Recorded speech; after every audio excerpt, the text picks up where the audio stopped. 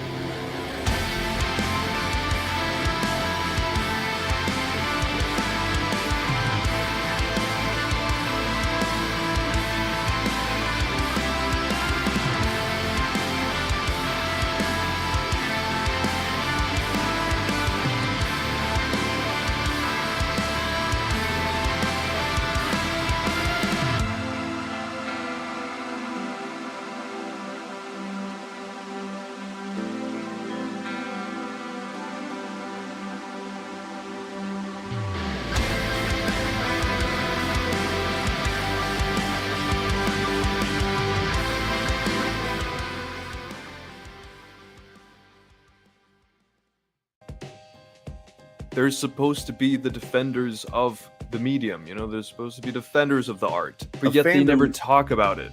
A fandom is a community, and a community, they're defined by people contributing to the health of the thing, right? Yeah. Like you know, as far as like building up the numbers, being good representatives of the thing, you know, making products that fan art and stuff like that, like all of that is exactly what a fandom is supposed to fucking do, and like encourage other people, you know, to do content, you know, just based on the for inspiration's sake, not inspired because of spite. You know what I mean? That's the only product that you end up getting out of this. And it's like, considering how large these fucking numbers are that these channels get, you would think there would be more possible than just a few short films of bullshit by, you know, that Epic Verse is apparently gonna maybe do someday.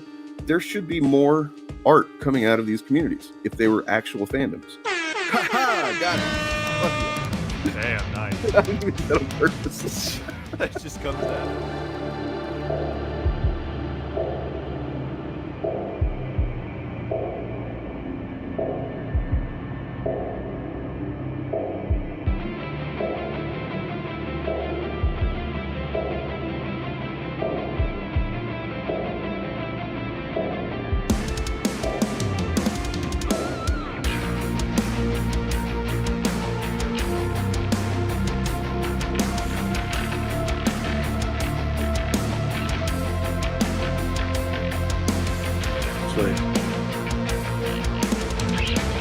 I was made for this.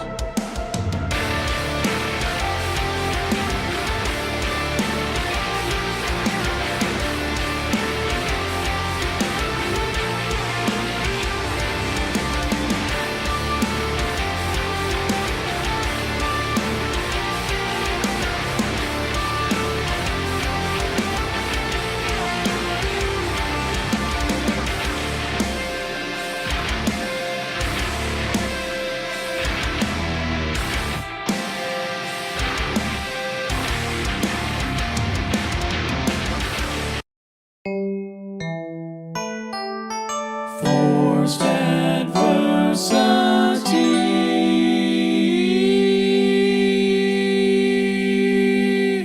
Hello and welcome.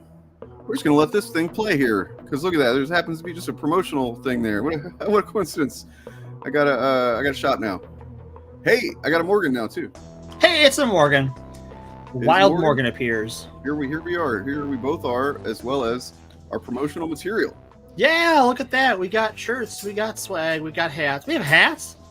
I can't even wear a hat. It's one of these websites that basically just like you upload a design and they're like, we'll put it on an elephant if they can pay for it. You know what I mean? Like, they don't care. Happy Father's Day, Reggie. Yeah. You as well. Wait, are you? I don't know. Are you a father? Well, if not, to your dad then. Happy Father's Day to all fathers out there. And happy Pride Mouth, of course. Happy Pride Mouth. You see, we both got Pride Mouth there. Fuck yeah, we do. Which is impressive because Delta doesn't even have a mouth. You've just added one. It's pretty impressive. I mean, look, you got to go all out for Pride Month, you know. For Absolutely. Pride Month. Yeah, welcome everybody. And so it is. It's funny. You're like, somebody asked a question. You're like, that's probably a better question for Dame's Friday stream. Meanwhile, like the intro is like not really FAP specific. I know. And I was like, oh man, because the reason is because I honestly I just couldn't find the damn thing in time, and I was in a rush. And then I said, well, I got this intro from the other day. I'll just use this, and then I'll play the FAP jingle right at the end. Sure. And there's how it went. But yeah, happy Father's Day to any fathers, and you know what, any mothers who play more of like a traditionally father role, you know, or non-binary folks that play just what's generally seen as like the father role. Although we should really break free of those things, those types of limiting frames of reference. And also, happy just normal ass day to people whose fathers suck. Yeah. Happy, like, you know what? Happy fuck you, dad day to that guy, you know, in particular. I know some people who have had some shitty dads, and I know Father's Day is a weird day for them. So, you know what? To those people, I want you to feel loved and recognized. So let's examine this real quick. So we've talked about it before, I think, on here, but always two there are, no more, no less. That came from Yoda, who famously missed the fucking Sith Lord that came up to power underneath his nose, and infamously had to go into hiding and went fucking swamp mad on Dagobah for 20 years before he talked to another person. So I mean, maybe Yoda isn't always right. Maybe Yoda just like, so we talked about how like the prophecy or that old Sith adage or whatever the hell it is, is it in? It's written in something, right? So like, yes, that is part of. Now we're gonna have to get into like the old canon, new canon stuff, but both of them, the rule of two, was established by a Sith Lord named Darth Bane, who came from an era when there was more than two Sith. And there was a lot of Sith. And the problem was you had a thing wherein a Sith would rise to power. This would be the big bad Sithosaurus Rex. And everybody try and kill him. And then the next guy, everyone would try and kill them too. So that guy would try and get all the people under them to backstab each other. And so it's just like, why don't we just have like, we're just going to kill everyone. And we're going to have two. I'm going to start over. I'm going to be the Sith Lord, and I'm going to have one apprentice. But also, the Sith, notoriously not like a rules people, more of a guidelines kind of people. That's kind of their whole thing, right? That's like kind of their whole thing, right? They're the Satanists of the religion of Jediism. You know what I mean? Like when it comes to the Force, the Satanists, they're like, hey man, don't fucking tell me what to do. I just want to have a good time and shit. Kill some people. But yeah, basically. And like when we look at the Clone Wars, not only did there was the, you know, you had your Darth Sidious, Darth Tyrannus, Count Dooku, and Palpatine. But Dooku had a bunch of like dark side acolytes that worked under him, like Asajj Ventress, doing his dirty deeds. And as long as you don't teach them the Sith secret handshake, they're not Sith. Darth Vader leads the Inquisition during the Age of the Empire. And like he does that openly. Like Palps knows about it.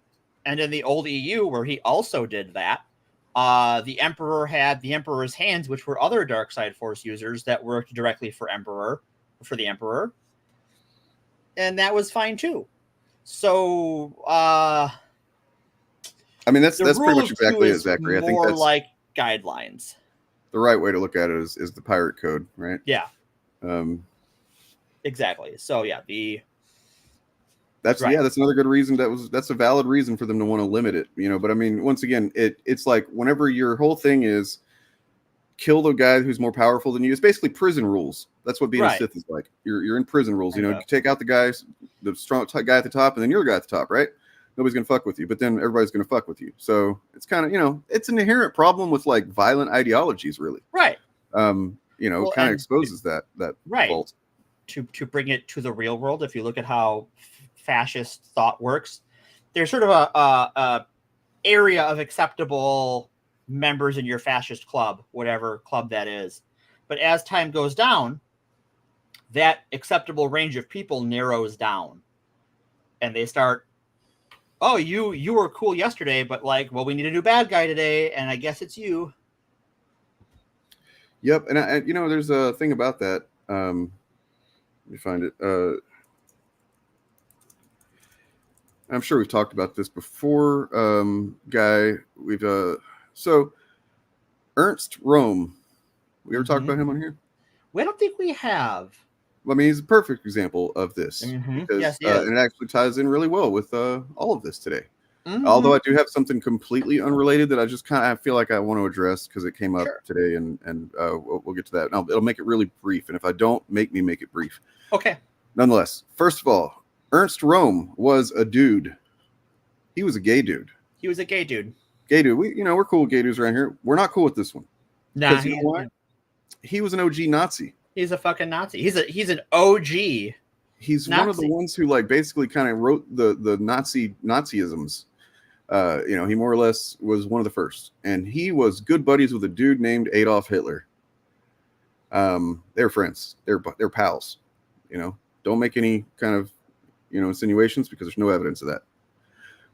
They were just buds until, you know, it was no longer convenient for Hitler to be friends with this gay guy until it was clear that they were going to have to, you know, make certain types of people that basically everybody who's not an Aryan, I'm doing big air quotes right now, Aryan, you know, the enemy, and they have to go. And then he was shanked in the Night of Long Knives.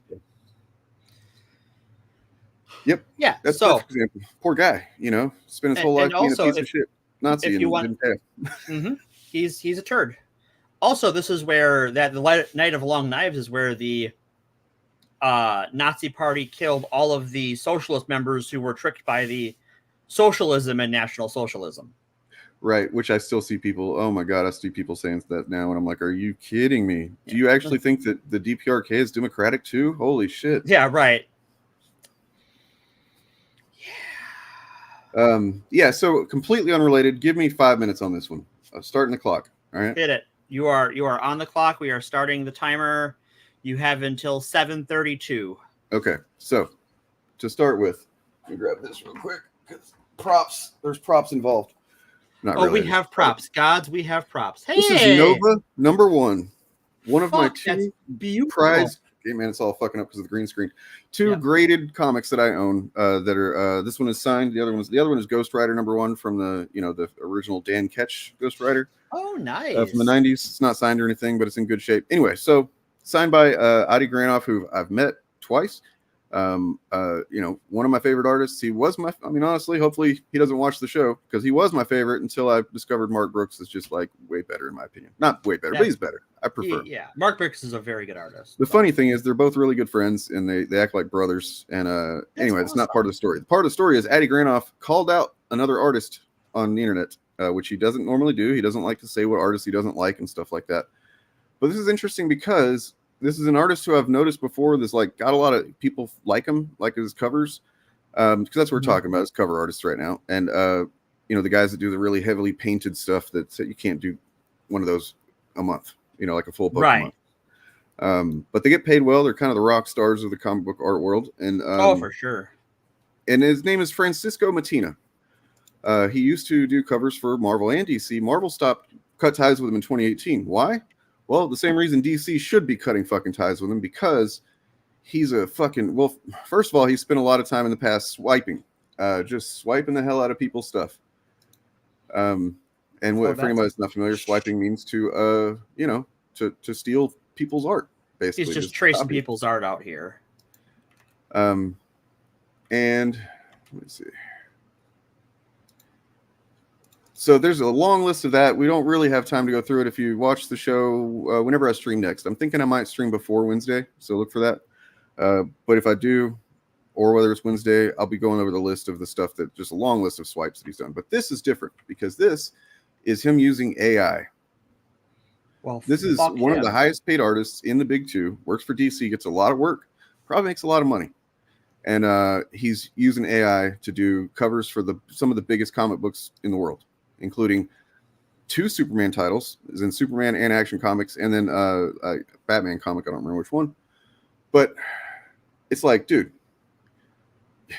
it's so fucking egregious. And he's been called out so many times before. I just don't understand how it can keep happening, to be honest. Like, yeah, that's not good. Let me show you this. So it might not be easy to recognize at first. Like, that looks like his art generally. And I'm not a fan of this style, and I never have been. I'm not saying trying to be like, oh, I could sense that it wasn't, legit or whatever. But I just never really. It just always seemed a little bit lifeless to me compared There's some to things going on down here that I'm just like, what is there? There's those weird little artifacts you get in AI art. Yes, and you would think that the guy would at least have the decency to cover his tracks. When you're fucking selling work to the big two or whatever, like, and instead he takes arguably definitely one of, maybe the most iconic symbol, in the world. Yeah, and Superman's shield, and he just leaves an artifact here. I'll show this. Zoom in, and it's got a second tail on the S. Yeah. That's insulting, man. That's like, that's not good, man. And that's just the most obvious thing. Like, I'm sure that there, would be other things if we could just, I don't know. Even just from a object source lighting standpoint, it doesn't look right. And that's sort of a thing I've noticed with AI art. That's sort of like, that's weird in all his art I'm seeing. I'm like, why is the lighting weird? I'm like, oh, because it's AI and AI doesn't get lighting. But you can see he's got his back lit up, and that's casting a shadow on his head. But that shadow isn't his whole body. There's other lighting, and it's just not consistent as where the light source is in. I mean, I've just seen this picture for the first time. Do we have proof it wasn't a choice? If this was the first time that he'd ever been caught doing something kind of like, sure. That's kind of weird, then we might be like, give him benefit of the doubt. But all right, if you guys don't believe me, I'll see if I still have any time left.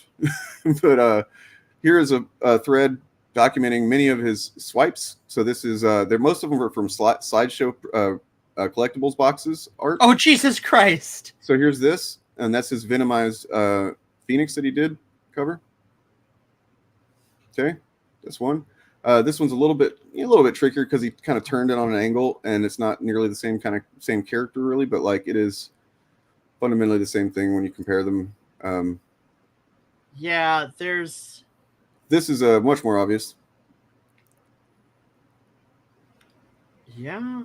And it's not just poses, it's details. So this could be just written off as well, this is just a common pose of guy with a gun, right?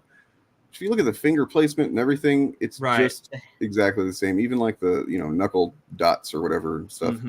He changes some things. Sure, he's talented. That's the thing that's frustrated is he clearly is. He is talented. He's a talented artist, but he's taking shortcuts. Here's a Dread. This is his on the right, I believe. There's a Batman. It's pretty clear that one's that. There's that one. Look, they did this with this. That's his Flash down to Nova. Back to Flash. It just one after the other. And then, and this person points out why do people keep buying, why is he still employed, right? Because you got all these videos about him and everything. It's because people say, I haven't stopped buying his covers. Right. I'm still going to buy his covers. So if you're somebody that buys Francisco Martinez covers and you weren't aware of this, hopefully you will, consider that. And if you are aware of it and you continue to buy them anyway, just because they look cool, you kind of suck because, there's, as I said in Discord, there's a pile of corpses of amazing artists outside DC's offices that never got work. You know what I mean? And they're been working their asses off their entire lives. So, yeah. All right, moving on. So yeah, I want to go back. Well, okay. So I want to start with non-Star Wars stuff. I have to correct this because Reggie, dude, Greg Land was never the same thing as this problem. Greg Land traced images from magazines, just the faces generally was what he would do. And sometimes he would trace his own past work, which neither one of those are great. That's not the same thing as this. And also, he hasn't done it in a while. Like everything I've seen from Greg Land recently has been really good. And I'll down that hill. If you read Predator versus Wolverine, he did that. Looks fucking great. I couldn't find a single face that was kind of like, that's a little weird and traced looking or something I've seen before. Nothing. It's, I think you heard the criticisms. It's time to move on from Greg Land. All right. Sorry, I'm done. No problem. No, that's totally fine. So in this Pride Month, I wanted to talk about some little personal experiences I've had. And I normally don't talk about I try not to talk about my own personal experiences on the show all that much because that's not what we're about here. We try to be a little more broad. But I've been traveling for work lately, and I have noticed two things. I'm going to start with the bad and we'll end with the good. And so where I was traveling, I'm not going to say where, what state it was, what city it was. The hotel I was staying at for work was remodeling. And the remodel looks really nice. But I noticed one thing when I was leaving. In the section of the hotel that wasn't finished being remodeled, all the bathrooms had like a men's room, women's room sign, right? Pretty usual. In the remodeled parts of the hotel, it was male restroom and female restroom. And I'm like, one, it makes you sound like a goddamn Ferengi. Like if you've watched Star Trek TNG or DS9, the Ferengi refer to women as female. Exactly like that. That's my impersonation of a Ferengi. And it just like, it's immediately where my brain goes. But like, well, why would they change that? Like who says that in a regular day conversation? Like, oh, this is a trans thing. Oh, really? We had to do that. We had to like, we're obsessed with your genitals. We want to know what your genitals are. We want to know if you're a male or a female, what your fucking bits are. It's just so invasive.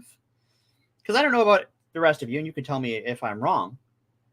When you go to the bathroom, do you like think about the genitals of other people in there? Because like in my whole life, I have not once been in a bathroom going, I wonder what's in their pants. That's a weird thing to think about.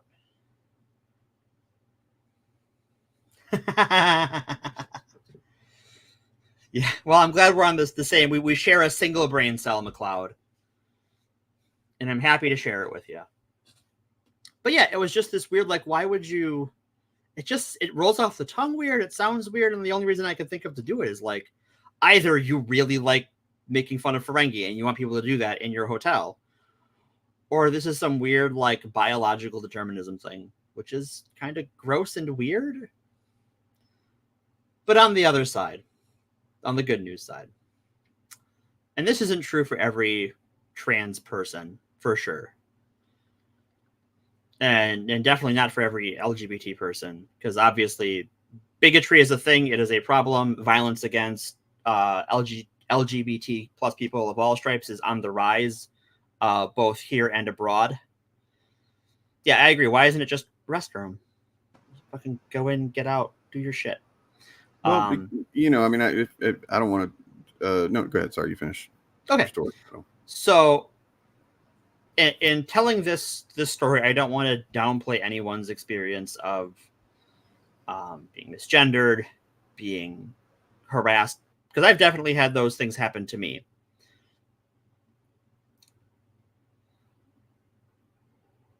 But the whole time I was there,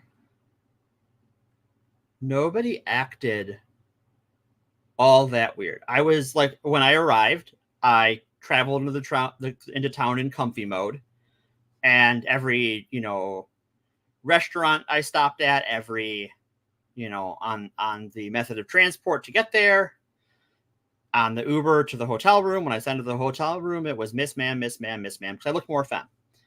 And when I went to work and I was dressed more mask, it was Sir, Sir, Sir, Mr. Morgan. And then when I was coming home, back to Miss Ma'am, Miss Ma'am, Miss Ma'am, because I looked more femme on the way home. Again, because I wanted to travel comfy. Hey, Head Ninja. And I think that most people, despite all of the sort of culture war that this has become, I think most people genuinely don't care.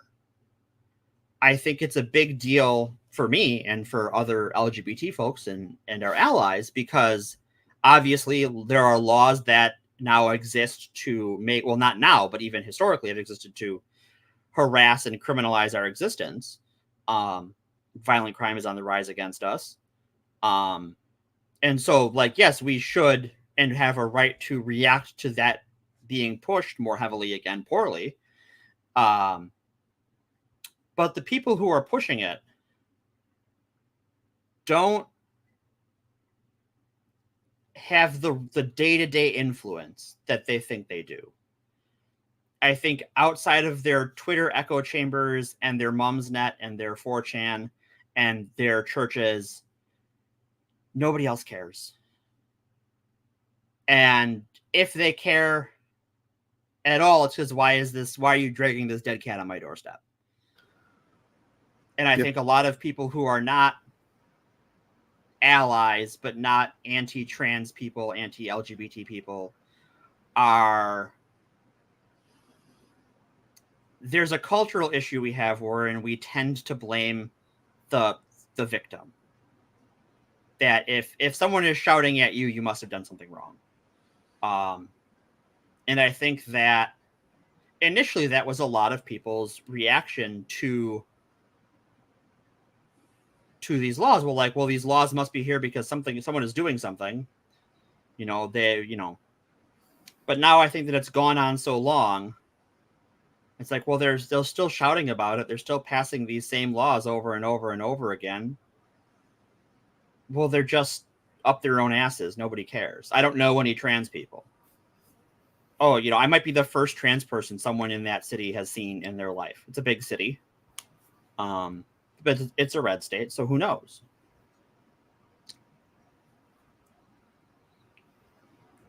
I think that's part of it. I think that in general, it is harder to be a dick to someone to their face than it is online. I know people, I have friends on the right wing who I've had some very hostile interactions with online that, like, in person, one or the other of us or both have gone like, yeah, that got out of hand, because it's so easy to dehumanize someone online. You don't even know you do it. But yeah, I think that is ultimately, is as long as we keep resisting and as long as our allies don't just fall into complacency. And I think that's the next step with these laws, that it'll be targeting allies. We've seen this with the abortion rights movement, where a lot of anti-abortion laws have moved towards targeting people who drive a friend to an abortion clinic, people who, you're a nurse in a hospital, we don't want to treat a pregnant person because we might be guilty of helping someone get an abortion. There was a big court case about it not that long ago in Texas. But I think as long as we keep resisting and keep pointing out how nonsensical some of these fears are and these attacks are, and how all of their, like, oh, they're grooming our children, all these things we're doing, that just never materialize. All these, alleged, like, oh, the bathroom bills are all about, like, oh, they're going to go into bathrooms and harm people. And that doesn't happen. What happens is, honestly, more than anything, is that a non-traditionally feminine cis woman goes into a bathroom and gets harassed because someone thinks they're trans. It's more about enforced conformity than anything. But I think that's ultimately why we will win, because these people will attack everyone over a group that is 1% of the population. So happy Pride Month. We're going to win. We've got this, as long as we keep fighting. If you can vamp for another minute, I'll be right back. I got to do something. And then All right. I can vamp for another minute. So, we went to Pride Fest last week. It was really fun. My spouse went in there first. You can actually see the head right up there. There's a Paris Ralph's head above me. Above that one. That's their fursuit head. We keep it on our bookshelf because they like to display it.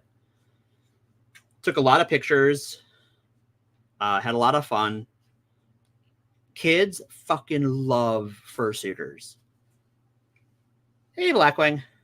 Kids run up and are just having, oh my God, it's a dinosaur. I want to hug it and I want to get high fives and I want to take pictures with it. And like, so they just had so much fun coming up and saying hi to my spouse, who was all in character, doing all sorts of pantomime. And they had a blast. They were very dehydrated afterwards because, I mean, it was nice out, but it was still like mid 70s and you're in a full, just right, like everything. But it was a good time. Hell yeah.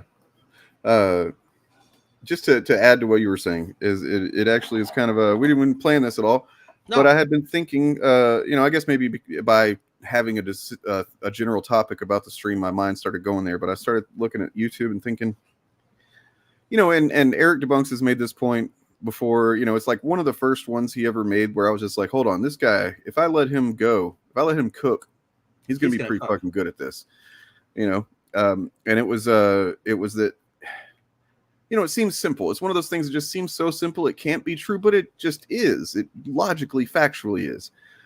If a bunch of people have to go and downvote something, that let's talk about the Acolyte. That's generally what we're going to be talking about, I think, or at least around that as it's lightning rod. If it was so popular to hate Star Wars as they want to make everybody believe, they could just sit back and watch the dislike ratio climb. If it was so common, they wouldn't have to, sure, they might go do their like or whatever, but they're not going to be posting about how, it's getting massively downvoted. But I mean, another thing is, you got to remember, they still crow about how much it got downvoted on YouTube. A couple of things there are that, one, the apps, the programs that you can use to see the downvotes of YouTube, because they hit them a couple of years ago, there's different reports of their accuracy being, hit or miss. Now, I mean, I have no doubt that it is massively downvoted. I have no doubt that it is probably way more downvoted than upvoted. You know what I mean? That's not really the question. Yeah, that's not in contention. Anybody crowing a specific number, I think you might want to look at that. Yeah. Stuff. But so you got to think this happened before the show ever came out. And I talked about this with Turf Nation the other day when we watched a video by this girl that was excited about the Acolyte, and I saw a video from Melanie Mack and a couple of others before the premiere of the thing, talking about the failure of the Acolyte before it premiered, before it came out, yeah. And you put all these things together, and I know there's chuds watching. They're going, "Oh, you're coping." No, man. You need to fucking get out of your sauce and think of fucking things logically. Think about think of how irrational it is to say that something has failed before it happened, right? I mean, especially whenever these guys they said Captain Marvel was going to bomb, made over $1 billion. They have no track record for saying something is going to fail before it actually does, and being correct. Hold on, Gordy, chill out. They spend most of their time trying to convince everyone that everyone hates these things, whether it's the Acolyte, whether it's whatever Star Wars or Marvel product or whatever. Everything is a foregone conclusion with how they're presenting the information, and yet you analyze things rationally, and it's impossible for them to have come to that conclusion based on the facts.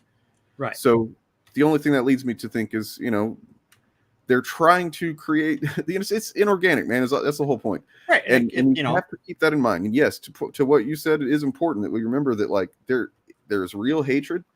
There is a lot of it on the internet, and there, hate crimes are up, and those things are connected to some degree, probably a significant degree.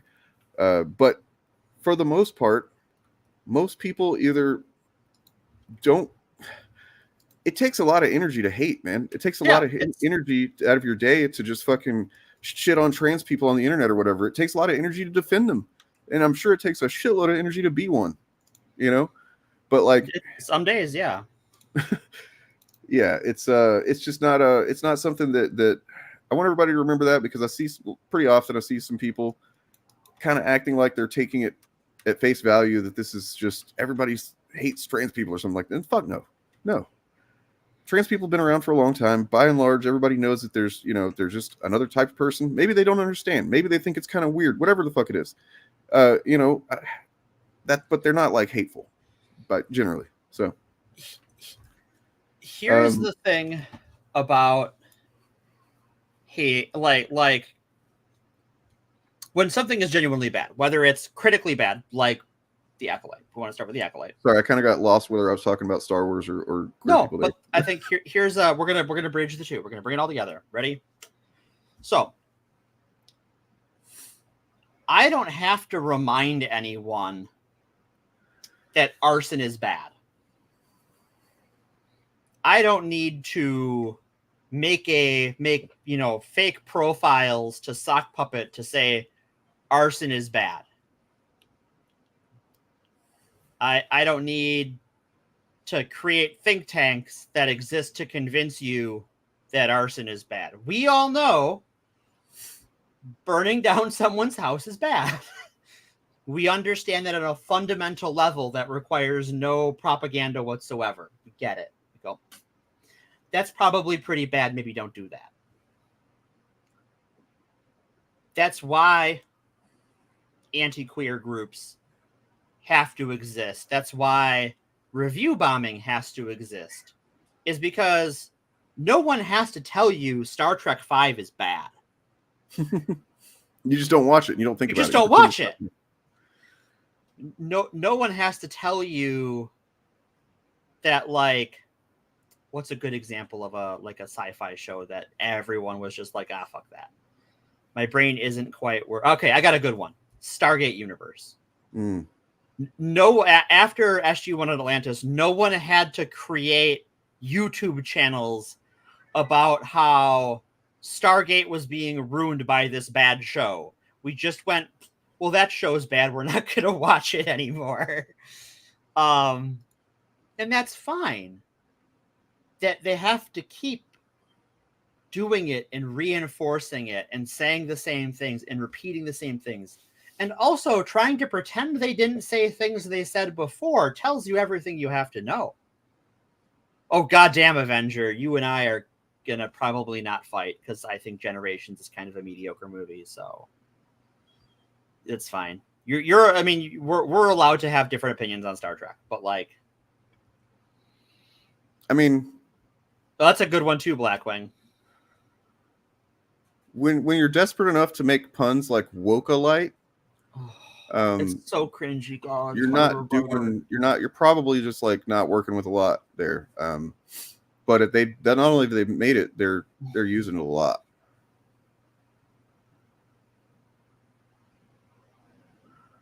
Good God, get a writer. What's wrong with the? No, a black woman. I literally don't get it. I don't get what they're going for. Well, down with the patriarchy. Yes, come on, you get it, right? I have some vague feeling of being different than what I'm used to, and and I don't like that. I don't think, and I'm sure these people made these things before The Acolyte even came out, even if the videos came out after. Also, what is with the sexy fan art of Ahsoka? That's kind of gross. That's not her color, and that's just not, doesn't really strike me as maybe necessarily a fully adult body. No, it looks like the young Clone Wars Ahsoka, and I'm just a little squicked by that. I'm just like, what is going on here? Well, I guess Rosario Dawson's just too old to be hot for them. I mean, she's too much of an adult. I don't know. Sorry. Yeah, I guess, she's like, you criticize Ahsoka, I criticize Ahsoka. We are not the same. This is the kind of, just real quick, this is the exact kind of video thumbnail that I'm talking about in particular. Okay, it's one thing to say you hate something, fine. It's one thing to say you hate it because it's woke. Whatever fucking nonsense, whatever. Then there's the type of video that is not only doing that, it's not attacking the show, it's actually attacking people who do like the show and act like, there's something wrong with them. That's the most forced version of this type of thing that I'm talking about. That's the one that really gives the game away, in my opinion. Mm-hmm. Like, when you're just like, oh, they're shills, they have to defend it, even though it's awful. And it's like, what? Why can't you be secure enough in your opinion to be just say, hey, it's woke and shitty? man. Well, here's why, right? Is because two things. One, they have to reinforce it because otherwise they would just move on like a normal human being. And I think I've seen a lot of people who are like not thrilled with the Star Wars Disney Plus shows, who are just like, yeah, I'm not watching this one. I don't really care anymore. I saw a take that I really actually not agreed with, but I could easily see myself if I just didn't have the concern to even keep trying. But I've been a Star Wars fan a long time. I feel like I'm going to keep giving it a shot to reconnect the same way that I did prior to Return of Rise of Skywalker, rather. And I like this show. It's once again, it kind of feeds into what my overall take is, that I kind of wish that Star Wars was just still a movie franchise where it just came out every few years, and it doesn't feel as special anymore. And that's it doesn't. What does that mean? I mean, they still can have a super entertaining show with really good characters and story and everything, and that's fine. That's great, but it just doesn't feel as special as it did. I wish we had TV shows and movies. I wish we got a show every year and like a movie every 2 or 3, right? Like, because I think there is something to be said. Like, I like a lot of the Clone Wars and Rebels, and even Resistance was pretty interesting. I just finished Bad Batch, and the ending of Bad Batch was really good. I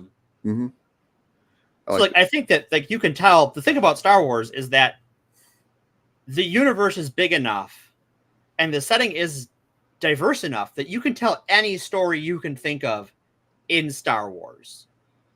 And maybe they're starting to figure that out. Maybe. And I hope they are, because it seems like with this, because this is very much a murder mystery. Andor was very much a political thriller. Ahsoka was weird. I enjoyed Ahsoka, but it has its issues. What are you talking about? You talking about my take, man? I mean, that's fine. Like, that's fine. That's fine. It's kind of understandable. So, it's just a take.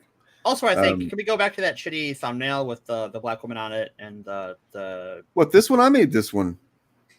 Oh, you meant the other one. Oh, not yeah. But it is made up of a bunch of shitty thumbnails. Yeah, I don't know did I get it across? Like, they're the cultists. Right, they're the cultists. I love that. That is very clever. This one? Not that one. The other one with the black. No, the other one with the black. Yeah, there we go. Do you notice a theme here with, like, they have to have a black woman in every one? I wonder. It is. It is. I mean, most of the thumbnails just have what's her name, May on the thumbnail. Yeah. Like, that's it. Just like, look how bad this is. I like Ahsoka a lot, Greg. I have some issues with some of the acting more than anything. I think I like the story a lot. I think Rosario Dawson just doesn't do it for me as an actor. But overall, I like the show. Okay, so down with the patriarchy, right? And they've got this black woman here right in the middle. The crux of the show, you have this I think they're non-binary or femme Jedi Master is a politically minded, sort of media conscious Jedi Master who doesn't want this murder to get out, that this Jedi Master was murdered. And the person telling her or them that they're wrong is Master Soul, who's a dude. So what patriarchy are we down with in this show? Or are we trying to get rid of in this show? Because it seems like we have a dude telling a femme person they're wrong, and the dude is right. Yeah. And I mean, and never mind the fact that we know for a fact that canonically this, kind of version of things basically stays the same for a couple hundred years. We know, right. We know not how this individual story ends, but we know the long-term ramifications of our Jedi Master up here in the corner's ideology. I just noticed that the and just keeping in mind the Ahsoka thing, it's not from the same channel or anything, but I mean, just still, the guy in the bottom from the Family Guy thing, that's famously the PDF file character. And he can't get it up, apparently, is what the image is conveying. The lightsaber what is this? I'm not even going to philosophize on it because I don't know fucking anything about Family Guy or who made this thumbnail. Well, you guys watching, you all generally know that's the PDF file guy. They kind of got rid of him from the show. I read an article about it recently. I haven't watched it in years, but yeah, he was always the one that's like, "Hey there, Chris," talking to the teenage boy and stuff, and it was pretty obvious what he was about. And then I don't know, man. I don't know. Whoever made this thumbnail, for one, you suck at thumbnails. Two, you're really bad at it. Less is more. Three, Herbert, thank you. Three, I hope you're not conveying what I think you're conveying, or what it looks like you're conveying. And if you didn't realize you're conveying that, well, that's probably the first thing you should take off this fucking thumbnail of many. But okay, so let's look at it. Shill, okay, I don't get it. Echo chamber, who's echo chamber? What does this tell me? Regurgitated. The story is regurgitated. I mean, I think most of these are these. I hate to defend this thing or say that it has any kind of cohesion, but it kind of does in those words that are stacked there. Those are all about the defenders of the show.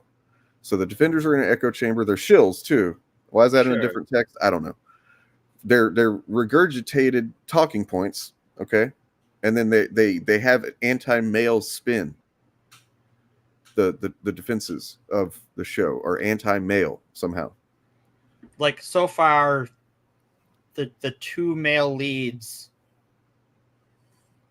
are treated like smart, intelligent people who genuinely want to do the right thing and believe in what they're doing and try to be honest and fair in their actions and beliefs.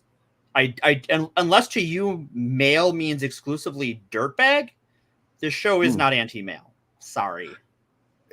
Racism is weird, man, because like if racism is what makes you look at this woman and go, oh shit, dude, she's fucking gorgeous. How are you gonna like, what kind of racism is fucking weird? Yeah, I am not into women with no hair, but like I can tell that if I were into that sort of woman, she would be very attractive. Mm-hmm. I will say this. Here's one superficial criticism of the show that I'm gonna give. Okay? Yeah. And this is not saying anything about anything other than just I feel like this weird casting. This character, I just don't like the way she looks in like as a green character. I don't know. It seems like this was just a weird casting choice to me. I don't think completely you're wrong. Superficial, completely like aesthetic kind of thing. It's probably weird bias on my part in some kind. I'm just like, I don't buy it. That was my opinion of the Grand Inquisitor in Obi-Wan. I'm just like, you don't look right. Kind of like that too, and kind of like Thrawn as well. Thrawn was like, I would have liked a more intimidating Thrawn. I know he's the voice guy from before, but yeah, like I like that they got the voice guy to play him in person. He is not the most imposing. I think it's a camera angle issue. Because you can make Tom Cruise look imposing, and if you've seen pictures of Tom Cruise like in paparazzi photos, he is not an imposing guy at all. But like, it's amazing what you can do with camera tricks. You can make Robert Downey Jr. look as tall as Chris Hemsworth, and he is not. He is not. No. Avenger, I'm not. I mean, I could look and see whose it was. I don't know off the top of my head, but yeah, it's not worth it. You can laugh at them here with us. Mm-hmm. We're laughing. Ha ha ha. Wait, what? So I wanted to look at a couple of things here. So I was talking about the critic score. Somebody mentioned that earlier. Unless were you still on something in particular? Roll on. Okay. Got a Forbes article here. Look, I'm not a defender of Forbes, but sometimes they have journalists who write decent articles. Yeah. The Acolyte's 15% audience score is embarrassing for the audience scores, and I would agree with that. Like I said, if you have to go out of your way to try to prove to everybody that something is bad, maybe it's not as bad as you're trying to think it is. Or maybe all these things are subjective and you should accept that anyway. Nonetheless. Here is how you can tell that this is just like botnet shit, is that not only have they review bombed this TV show, Star Wars The Acolyte, they have review bombed a fan film from like 6 years ago called The Acolyte, a Star Wars fan film, and an unrelated show called The Acolyte. Yeah, let me grab those because holy shit, dude. and like I'm sorry, what? Like if you're, but it's exactly the kind of person I would expect, honestly, that would downvote a show would also downvote the wrong one. Mm-hmm. They seem to be review bombing the wrong Acolyte. And there's one of them that is like, there's one of them that's a fan film, a Star Wars fan film called The Acolyte. I can kind of see being in a rush, you're on your phone, and you go, I got to downvote this, or I'm not part of the fucking cult anymore, or whatever. And, Right. and you just kind of miss that it says in the title a fan film. Okay. You don't look at the picture too well and just downvote. All right, this is woke shit from Disney, blah, blah, blah. You say you're screed, and then you go beat off and looking at pictures of, I don't know, teenage Ahsoka. And then that's like, okay, I guess I could see that if I was that much of a fucking cringe lord. But there's another thing called Acolyte that's completely unrelated to Star Wars. It doesn't look anything like Star Wars. There's nothing at all that you could mistake about it, but it's called Acolyte, and they're downvoting that too. So, yeah, I'm sure they're doing it to like Assassin's Creed. Yes, actually have a. You know what? I should have. If we have a chance, I do have something pretty special about that I'd like to point to later on. But yeah, related to Assassin's Creed. So, but yeah, I really think that like that you have to review bomb it, and that it's so obviously review bombed. Right, because look, let's say that you are someone who thinks that modern Star Wars generally isn't your thing. You think that Disney is going or taking the story in bad directions or whatever, and it doesn't have anything to do with the woke shit or anything like that, right? I'm sure those people exist, and that's fine. You're entitled to those opinions, you know, if it's informed by what's actually happening and you're an honest person about how you're engaging, sure. And you're not like saying because there's a fire in this thing that it's ruined Star Wars, even though there's been fires in basically every other Star Wars movie, yeah. Nonetheless, so this kind of shit makes it difficult for those types of people to, you know, even communicate their criticisms because we're spending so much time on this shit. You know what I mean? That like you can't even get past this to get to any legitimate criticisms, which I think there are some. Yeah, there definitely are. I definitely have to be frustrating for those. Sorry. No, you're fine. Go ahead. I kept talking whenever I should have stopped. You go ahead. Like we can talk about the things that like I think is wrong with the Acolyte, if we want to. I think the costuming sucks. I'm going to say it. I think some of the Jedi robes look like fucking Halloween costumes. And for the amount of money on this show, you should not suck that hard. I get that they're trying to make them look like the Jedi robes from the High Republic book covers, but a lot of those are like watercolor paintings, and you're just not going to make that look right. They just look at a little TV too, show. Yeah. I do want to say, if you're watching right now and you're somebody who's like, man, I hate that they're review bombing this stuff, I would adopt this position. Do not entertain a debate that it's not a review bombing, because you can look at them and see. And if we need to go look at some of them so we can prove it, we will. Can you guys hear Gordy? I heard Gordy, yeah. Okay, I got to feed him. Nothing is even this close to, except for the holiday special. And on IMDb, it's even easier to see. At 54% of all reviews are 1 star. Which, look, man, even if you fucking think it's the worst Star Wars thing, I'd say that'd be like a 3, 4 or something like that. Right, and it's specifically like you've watched it and given it a bad review. You're right back. Like, you know, I genuinely believe this 10 through 2 curve is probably pretty accurate. Like, there's definitely, if you're not a fan of mystery shows or mystery stories, or if you're not a fan of like kung fu inspired action scenes, like, yeah, this might not be your Star Wars. And it is okay that it's not your Star Wars, because like, as I have said on the show before, you don't have to like everything to be a fan of Star Wars. You just have to like a Star Wars thing. If that's just the original trilogy, you're a Star Wars fan. If that's just the Old Republic because your WoW rating guild moved there and you move with them and that's all the Star Wars you know, congratulations, you're a Star Wars fan. You don't have to like everything, and you can even skip things, because you know what? There is some fucking shitty Star Wars stuff. Some really mediocre novels, some terrible video games. And I think even the movies, like, I mean, we have talked at length about how much we don't like, you know, The Rise of Skywalker. We have, you know, talked about, you know, how the changing perception of the prequel trilogy has been, and how that used to be, you know, definitely much more controversial and disliked among the fandom. I agree, Avenger, that they are reviewing it without seeing the whole thing, which is, it's content farming, right? It's not not reviewing the whole product. It's going, this whole thing sucks. Yeah, there's a lot of channels like that have sort of followed in Star Wars Theory's wake that are just trying to cash in on that train, and that's why I'm happy I have a day job. I don't have to follow the money like these guys do, and they very much are. Star Wars Theories, he makes his bones on YouTube. He sees what sorts of things attract the content and attract the ad revenue. And at the end of the day, that's where your content's going to go if you're that sort of person. I'll never pretend to know what's in his heart of hearts. But you can see the change in his content. And if he genuinely didn't like these things, he would find something else to do. Who are we talking about? Star Wars Theory. Yeah. Like, if I were a Star Wars YouTuber and I didn't like any of the new stuff, right? Like, they canceled the EU and that was my straw. Like, there is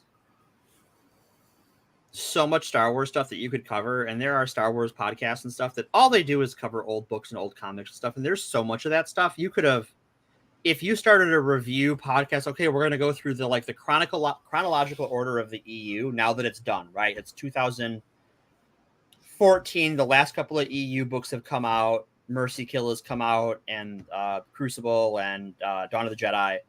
And now we're going to start a new YouTube channel we're going to use our YouTube channel to start a review of the EU, starting with Dawn of the Jedi and going to Legacy. You would still be doing that now. And you probably get some good views, because if you fucking love Star Wars and can talk about how much you love Star Wars, people will fucking eat that shit up.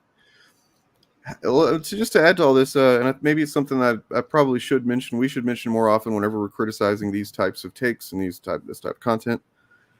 Look, every individual is responsible for their actions. However, the system is rigged in favor of this kind of content, and maybe some of these guys aren't aware of it. I don't know. It's hard to imagine that by now you don't understand how the YouTube algorithm works and stuff. But it's just geared towards negativity and conflict and shit talking, and all of that is more clickable apparently. It doesn't say great things about human nature. But yeah, look at this. For instance, this is the kind of thing that really sucks. This person said, "I didn't even bother watching the trailer since this shit is so predictable. I just came to leave my dislike. I'm confused. What's wrong with it? Crappy storytelling and badly written characters." Well, that's just the repeatable thing to make it sound like they're not. Well, Yeah, I mean, the prequels retconned huge parts of the EU. This person at least admits that they're just downvoting it because they're downvoting it because prior shit, and then also they're convinced that it's got crappy storytelling and badly written characters. Guys, if you're not watching in everything that you're criticizing, you're doing it wrong. If you're not consuming the thing first and you're just making up your mind, it's perfectly fine to say, "Oh, this looks bad," but you should watch it first, Well, let's just go back to like what I was saying about Ahsoka. Like my main criticism of the show is I don't think Rosario Dawson plays the character Ahsoka very well. She's kind of just there, right? Yeah. Like, I don't think she knew what to do with her, right? But we can give a specific example of what we don't like about the show, right? Mhm. Oh, I don't like how the main character is portrayed. I don't think the actor does a great job of it. Okay, cool. We didn't have to default to, it has crappy storytelling and bad writing. No, we have a specific criticism that we can go into detail on. They just say the same thing. I mean, Perp did a thing, probably a couple of years ago now about that, where we tried to find what was the content creator, because it's a content creator that kind of like popularized this as the go-to, and and we did. We found it was kind of the couple that we thought it would be, which was Drinker and Mahler. Yeah, those two guys. They're the ones. Those in particular, EFAP and Drinker in particular, are the ones that they really do. For people that think that they're really media savvy and media literate and think that they're really analytical about this stuff, and yet they're not, and don't want to actually learn how to do it, that's what that content is for, I think. Right. It tells them they're smart boys. Right. It tells it's just, oh, you're smart. You don't like the thing I don't like. That means you're smart. You should listen to me more so I can tell you how smart you are because you agree with me because you're smart. But look, I'll say this. This one post that I have here, this person does say what they want, as a not just what they don't want, but what they want in place of it. Okay. So this one says, bro, look at all the freaking DEI, the woke-alite. Can we have at least one white muscular man and put the rest in the trash, please? No. Go watch another Star Wars thing with a Hey, who the fuck is muscular in Star Wars? Hold up, Sam Jackson, and I guess Sam Jackson's not muscular. He's never been muscular. No, but he's like wiry, right? Like Ewan McGregor is kind of wiry. But no one is this fucking roided out guy in Star Wars. What the fuck are you talking about? I mean, Ray Park is the closest thing we have to someone who's really physically intimidating that isn't Darth Vader. Look, we got 46 people watching. By the way, if you're not subscribed, please do. And hit the like button. And if you don't like what we're saying, please hit the dislike button. Leave me a comment. Please hit it hard. Leave a comment letting me know that my channel sucks, please. However,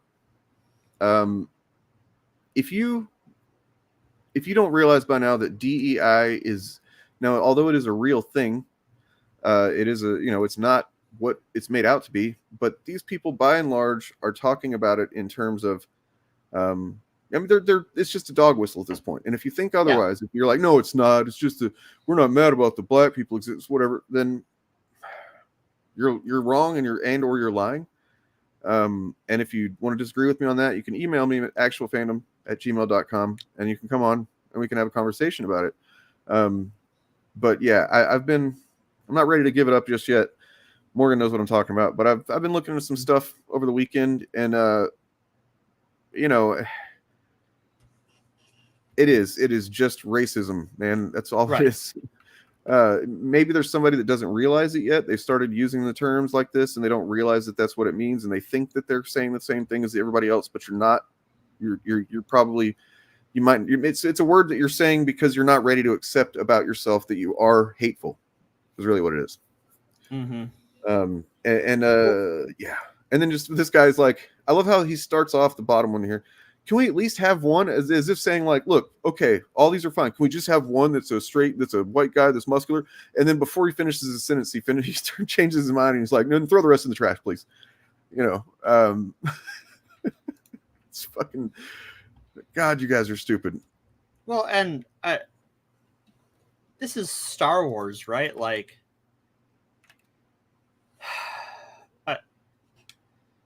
It's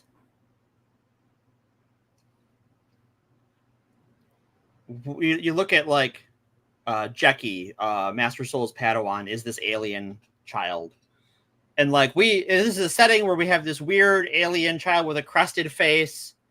And that's believable, but that there's not a white guy around is somehow impossible. Give me a break, please. Yeah, I mean the whole DEI, or whatever the next acronym is going to be, because I imagine by the end of the year we'll be onto a new one. Well, and keep in mind that this was all pushed by Chris Rufo. It's all Chris Rufo. Himself. Culture got Rufoed. It got Rufoed, yeah. Kind of like saying roofied, but it's Rufoed. It's Rufoed. Yeah, they're equally bad. I would not roofie anyone, but nor would I introduce them to Chris Rufo. Have we talked about the Making White People Cry clip? No, we have not. Have you seen that? Gods, no, I have not. So, I think maybe they've moved on, or it's probably going to be something they keep in their back pocket to bring up in the future because. Sure. So there was a show called The Hate You Give, I think it was what it was called, or something. That Amanda, what's her name? Amanda Stenberg was part of a couple years ago. And it is, specifically about the effects of racism and stuff like that. And so there's a clip going around of her a couple of years ago talking about the show. She's promoting it as actors tend to do, except for during the strike, which is why the Marvels. Anyway, and that's being used as like some kind of evidence to show that they hate white people. Don't fully humanize the people of color who are killed and affected by these events. And so that's what this is supposed to be a tool to do. It's supposed to ground it in a personal narrative, and hopefully people will have a sense of empathy because of that. And so far, it's been really successful. We have a lot of white people crying after, which is great. I've never seen so many white people crying before. Like, it's amazing. That's what I was like. That should be the new Rotten Tomatoes. There's like a little thing, white people crying skull. It's just like exactly. But you know what? I'm That. So what's the problem? Well, the problem is that they're pretending that they don't know what jokes are in this context, but of course, whenever they're talking about trans people or whatever, it's all jokes. Right. Well, it's just a joke because they have one. They have one joke. But yeah, when it comes to this, they're not realizing this is on Comedy Central. This is a comedy show, and that they are laughing as they're talking. The thing that was said right before that was the serious part. And if you can't tell the difference, you know, maybe it's a spectrum thing. I can kind of understand that. I used to have a harder time with that stuff than I do. You know, like knowing when somebody's going in and out of a humorous tone or whatever. But yeah, they're clearly, she's saying this is about getting people to empathize with, people's lives that you haven't been exposed to, because that's really usually that's all it takes, is just realizing that this is what someone's lived experience is. Most people with a developed empathy gland, will go, oh fuck, that's fucking terrible, you know. But yeah, that's what the show's designed to do apparently. And then they're just kind of joking around, man. Like, I'm a white person, in case you haven't noticed. I'm as white as they come. Wait, what? Wait, yeah. Dane, am I white too? You are. Hey, I got bad news for you. Holy shit! Bad news. Yeah. No, I am white. Me. Wow. I'm glad we could go through this together. Yeah.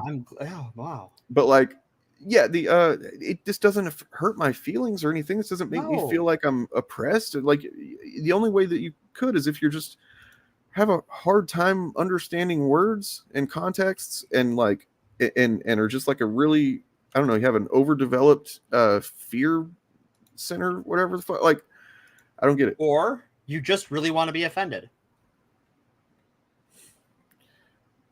THEY''RE. And if you're talking about us, I don't know if you're talking about us, but you know, that's this thing. If you are talking about us, you're not being clear enough, and you clearly aren't good at work. I think whoever that is talking about the people trying to spin that clip as something. Oh yeah, other than they're trying to spin it into they hate white people. And they just want to make white people cry, as if like they're just going to go around kicking white people in the shins or something like that. Yeah, it's fucking. If you want to make white people cry, like, go to one of those hole in the wall Indian restaurants and order the curry. That'll make fucking white people cry. Man, I haven't had curry in a long time. Oh, curry's so good. I didn't really have it until I was an adult, since it's not like super part of my cycle of food, I guess. No, it wasn't either, but we make it around here, and we don't make it as good as families who have made it for a long time. Sure. Which sucks, because we have a number of Indian families that live in our apartment complex, and you can smell it, and it smells amazing. But it will make me cry.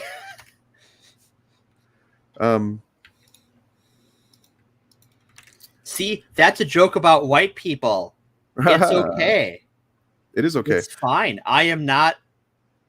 If you're offended by that, I'm sorry. And I think I'm going to keep this clip that I'm about to show in heavy rotation on the streams, because this is Alyssa Mercante. She's a Kotaku writer. Oh my God, the devil. Yeah, right. She's been receiving quite a bit of shit in post the Sweet Baby Inc. non-buckle. That they weren't really able to get off the ground too much, but it did, it riled up a few people, sure. And I've been looking into that. That's all I'll say. But we're gonna have a special report, putting these journalism skills to use soon. Yeah, you are. But this is a interview, I guess she did. I don't know who this guy is. I kind of want to reach out to him, see if he wants to come on the showcast or something. Ooh. But just check out this clip, man. They're like, holy shit, she fucking kills it. Actually doing the work in your head here, because if there are not only did separate but equal exist in people's like memory, in the cultural memory of people who are still alive, but then you have rampant policing that is focused entirely on people of color. You have rampant incarceration that is focused entirely on people of color. You have rampant killings by police of people of color, all happening in recent memory. Mhm. And this idea that like Black folks or people of color or queer folks who are still regularly being persecuted should not have any sort of support in trying to gain a foothold in a space that is openly hostile to them in every corner, and you're proving how hostile you are to them in the way that you act online, is asinine to me. You are just scared that your whiteness does not implicitly put you at the top. Few points have been made so well in like just under a minute. Mhm. I feel like a lot said there, a lot of truth. I mean, that's kind of what it is, though. That like there's a lot of stuff that kind of starts on so-called Black Twitter, right? And then like it makes its way over to is there a Black Twitter anymore? I hate to say that, but like, is it still thriving like it was? Because man, it's I don't know. a lot of Nazis on Twitter now. I follow. There's a feed on Blue Sky called Black Sky that has a lot of the old usual suspects from Black Twitter. It's a very interesting read. But like it, a lot of things that we end up discussing and even terms and whatnot, white people end up co-opting because that's how we do things. They start on Black Twitter, and like that, then that's the stuff that ends up pissing off chuds eventually. It takes a while to get to them, I think, but. Yeah, but you're right. They couldn't just go hang out over there and follow nothing but people, generally colloquially known as Black Twitter. Threads has a black space. Good. Nice. All spaces should. Mm-hmm. Isn't that make it an ethno-nationalist?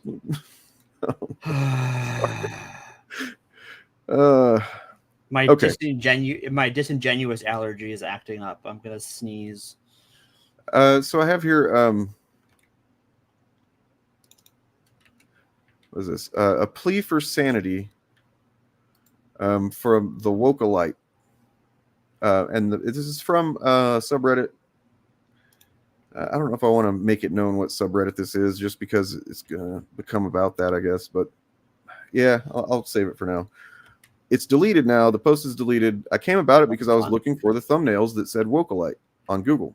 And I saw this, and it was like a plea for sanity, the Wokalite. It was in this subreddit that I'm familiar with to a degree. And then I went and looked, and I don't know. Maybe I kind of have to say it because the context matters. It's r/Mahler, okay? Of course it is. And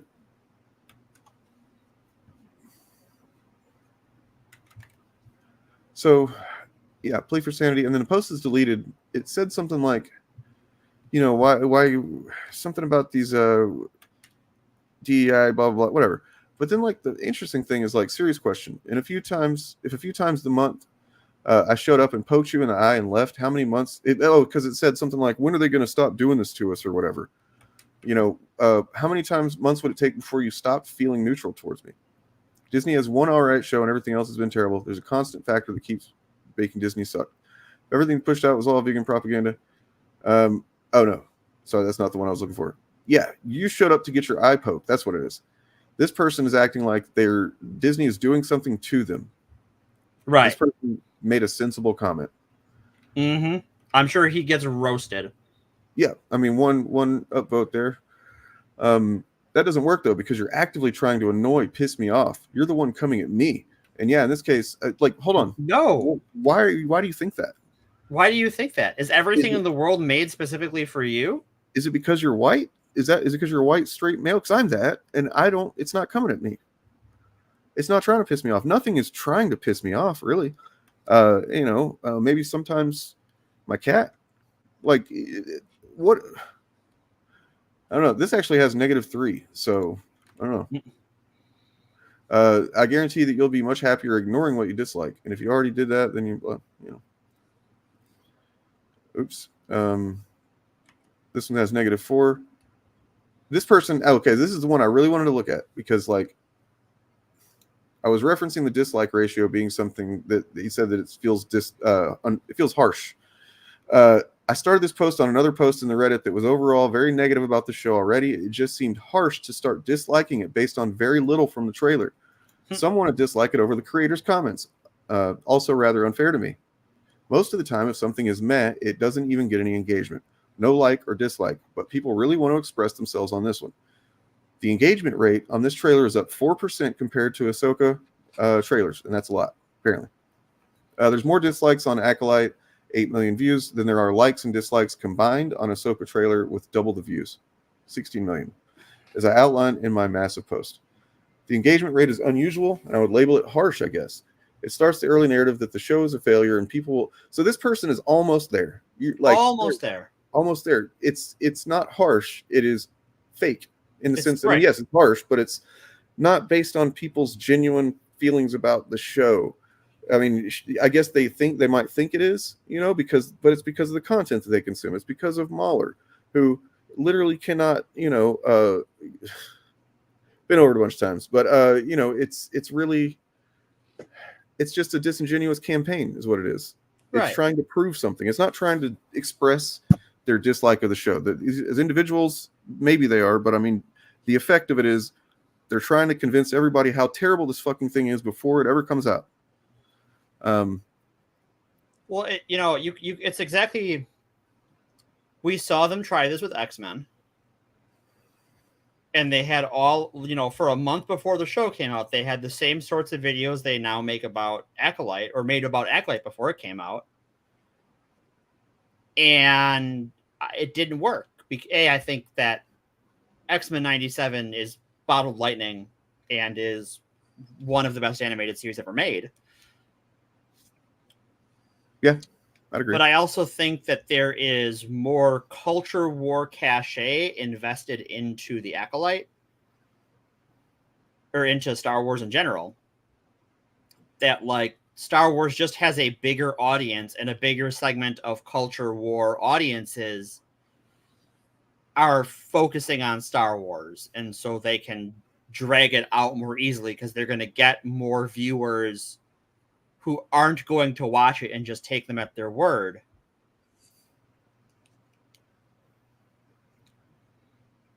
Dane, are you frozen? Huh? Your camera's glitching. I don't know. Oh, is it? It was. I don't know what was up, but it looked like your camera Okay. was glitching. At least Hopefully nothing else glitches. Hopefully. Um, And they try to every accusation is a confession. They try to make it, the defenders have to defend it because they're shills and they're a cult and they made up their mind before it came out. It's just I didn't make up my mind about the first 2 episodes of Acolyte till I watched them the second time. No, I mean, in a way, they're right. I did make up my mind before the first episode came out. I made up my mind that I'm not going to obsess over things that I hate. Mm-hmm. I made up my mind up about that a long time ago. I'm not going to try to convince other people that do like something that what they like is bad. Yeah. I'm not going to try to convince everybody before they ever see a thing that they shouldn't even watch a thing because I say it's bad. Right. Even though I also haven't seen it yet. Yeah, I made up my mind about that. I did. That's good. I think, and they can't be wrong twice back to back, right? They were wrong about X-Men, and some of them admitted it. Some of them just kind of shut the fuck up and moved on to Star Wars. But they weren't going to, for sure. They needed a win, right? And that's why this manufactured campaign is the way it is, because they need to win. And I think as far as the sites that monitor the popularity of streaming shows, Acolyte looks pretty successful. As far as people I have talked to have seen it in real life, they seem interested. Even the conservatives. This is the other thing I want to always sort of come back around to now that I have more and more data points on this. That conservatives who are not terminally online, geeky conservatives who aren't just plugged into the chudosphere, are just I don't understand why when I go online to read messages on Facebook from my kids or grandkids or whoever, that Facebook wants me to see all these Star Wars posts that are nothing but hating Star Wars. They don't understand the culture war aspect of it. Byron, I mean, I feel like, you know, you're not going to say, I can't tell how long you've been around, but I feel like you've been around a while, watching the channel. And I feel like, I hope, if not, then that's on me, on us. We need to convey this more often. We're almost never talking about, in the grand scheme of things, just the show or the comic or whatever, or even the franchise of that thing. Chuds, a lot of them, it's a grift. Yes, they're grifting. A lot of them are lying. A lot of them are dishonest. And a lot of them are using bigotry at the same time. That's two elements to it, grifting and bigotry. But the overall element is the cultural effect, right? Like what they would call the culture war, which is really assault on culture by these people who, you know, they just don't like that you know, society is moving forward and starting to begin to consider giving some equity to the people that have historically not had power, or, you know, and when I say power, I mean like power to even speak their voice, have their voice heard in anything. So exist openly in public. Mm-hmm. You know, people of color, queer people, you know, whatever it is, even women in some cases. You know, we're talking about that with just within fandoms. Women are still struggling to, you know, have a fucking place to be seen as valid in fandoms, because these things have historically been male dominated. Well, let me say, rephrase that. Yeah, they've been male dominated, but women have always been there. Have always been there. And have been central. Go watch our Mary Sue episode on the past channel. Star Trek, I mean, would not exist now if not for women. Yeah, literally from jump would not exist without women. It was canceled. Would not have continued to exist without women. Canceled after 3 seasons, and then a group of women started the first kind of like launched the campaign to kind of get it back on the air, and eventually, you know, managed to. Well, what they did was they kept it alive by creating comic book or Star Trek conventions and whatnot for several years until finally, yes, fanzines, get back on the air, and here we are. And then with Star Wars in particular, it's very likely Star Wars would have not become anything really relevant as it did if it wasn't for Marshall Lucas editing the thing.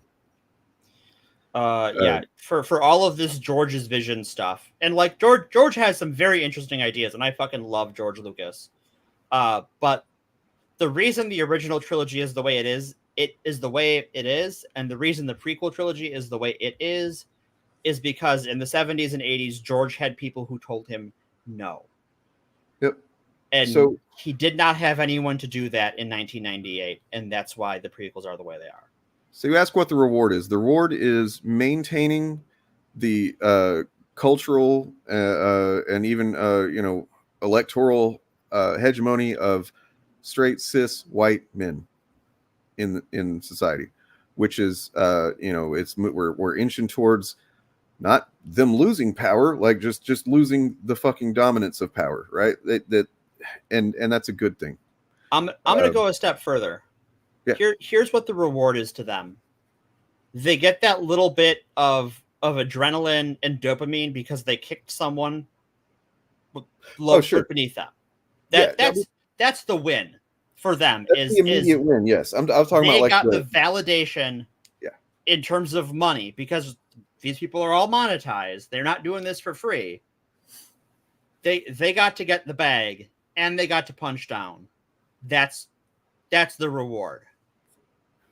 I don't think they're farsighted enough to think beyond that. No. Okay, so I mean, I guess my answer is more from like the culturally, kind of like as if you could take the I don't know what I'm trying to say. I guess more on like an existential level. That's what they have. The reward is on a literal level, day to day.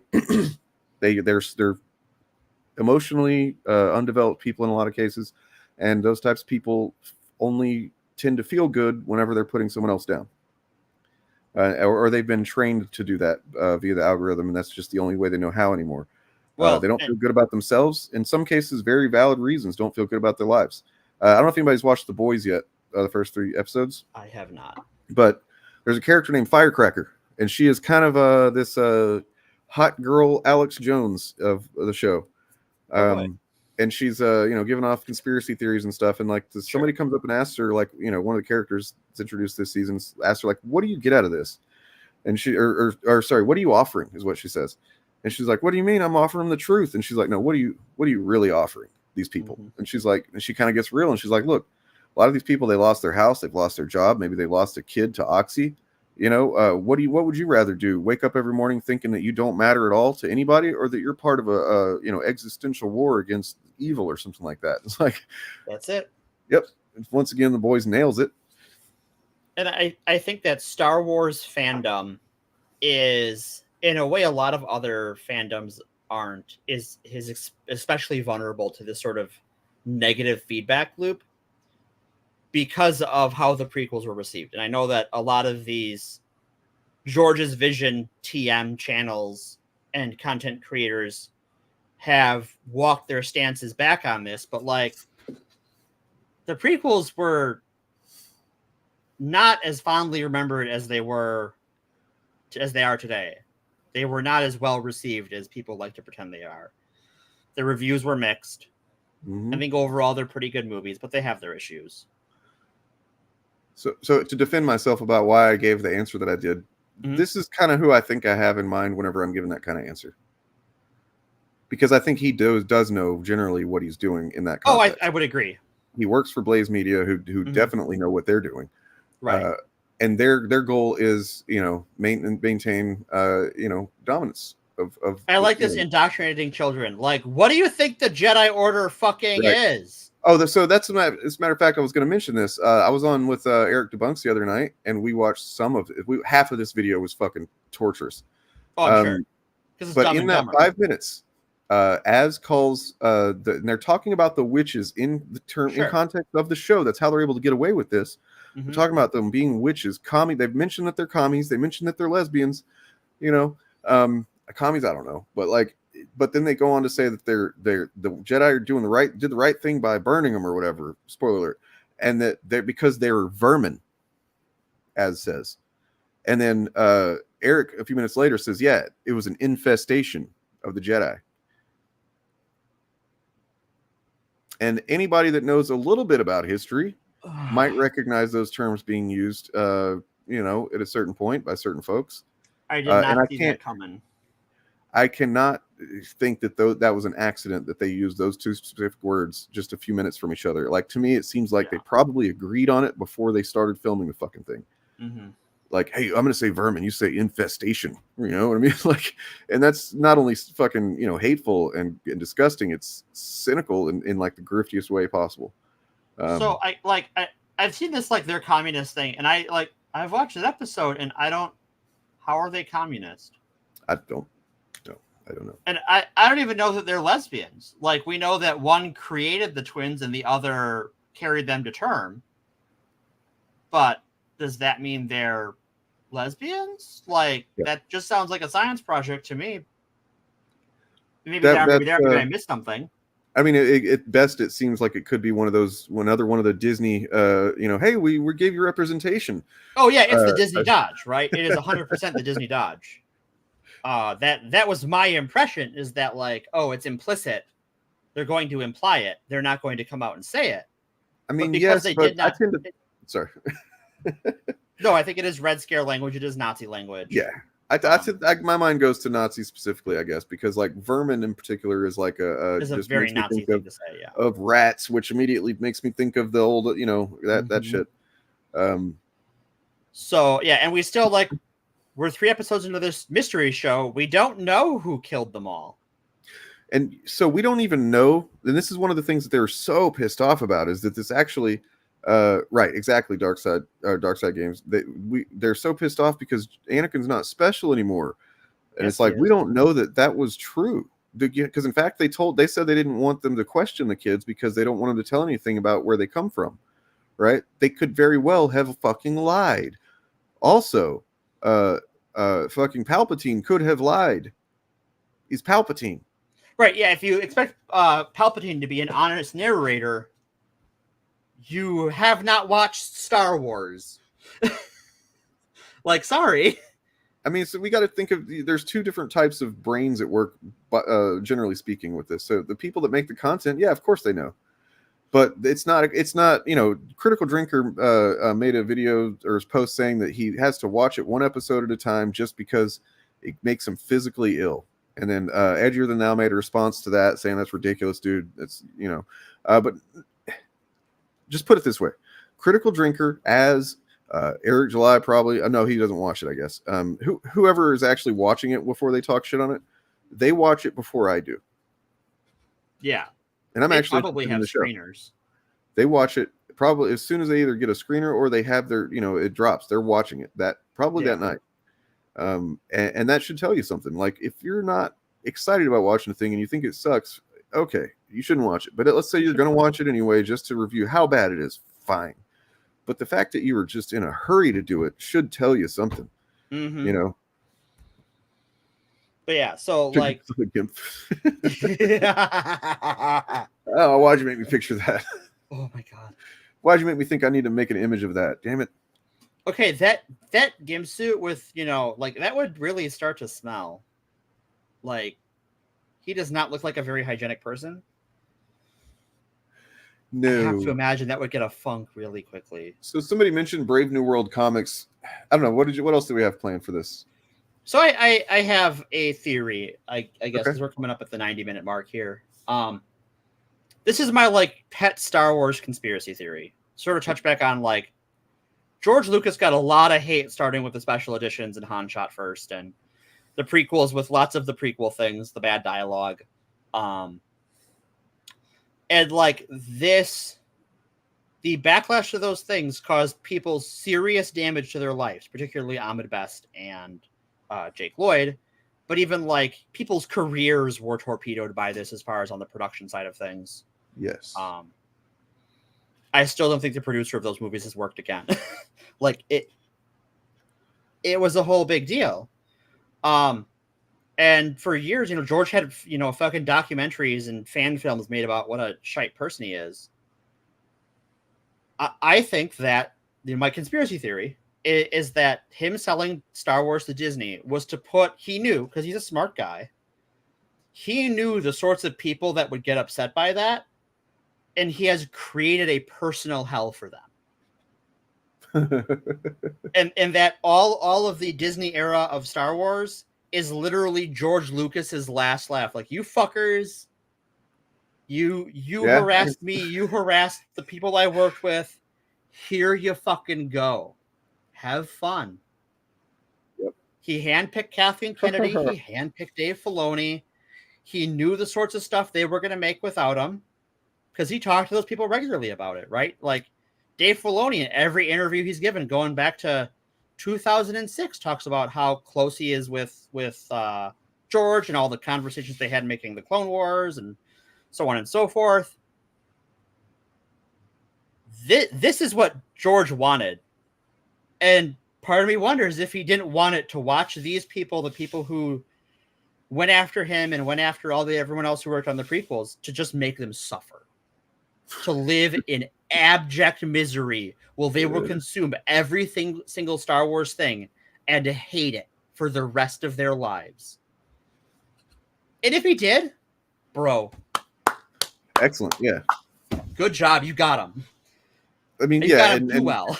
It's tempting to be like, well, I wish you wouldn't have done that, because now they're doing it. Well, they would have done it with something. They would have done it with something. And I think, like, because I've talked about it on the show before, I've been going back through some of the old EU stuff as they've come out with new unabridged. Yeah. The new Legends Collection audiobooks. And I'm just like, man, these people would hate these characters today. Like, they all pretend they like Mara Jade, but if Mara Jade came out today, like, oh, they'd fucking lose their minds. She's a girl boss. She talks down to Luke.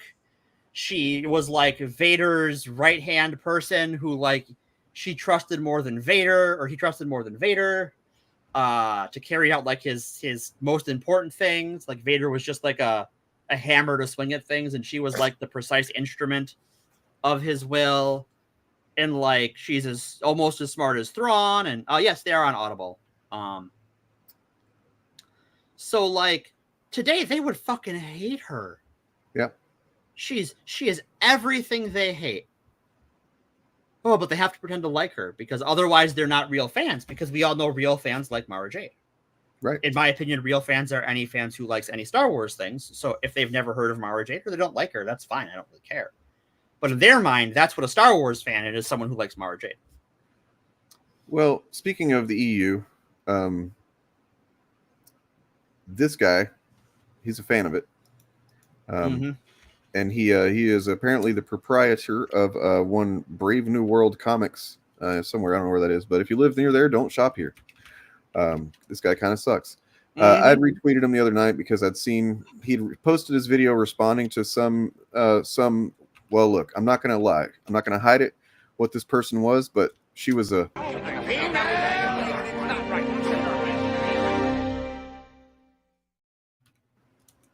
She's a female. Wasn't very loud. Sorry. I downloaded that earlier whenever you mentioned it, and I'm like, I gotta find a way to drop that sometime. Some female had posted about how like these guys that lord over Star Wars now. Ash Rendar. Yeah. And this guy responded with this video, and I was like, oh, I bet this is insightful. It's not. It's not. No. Starts off with a flat out lie.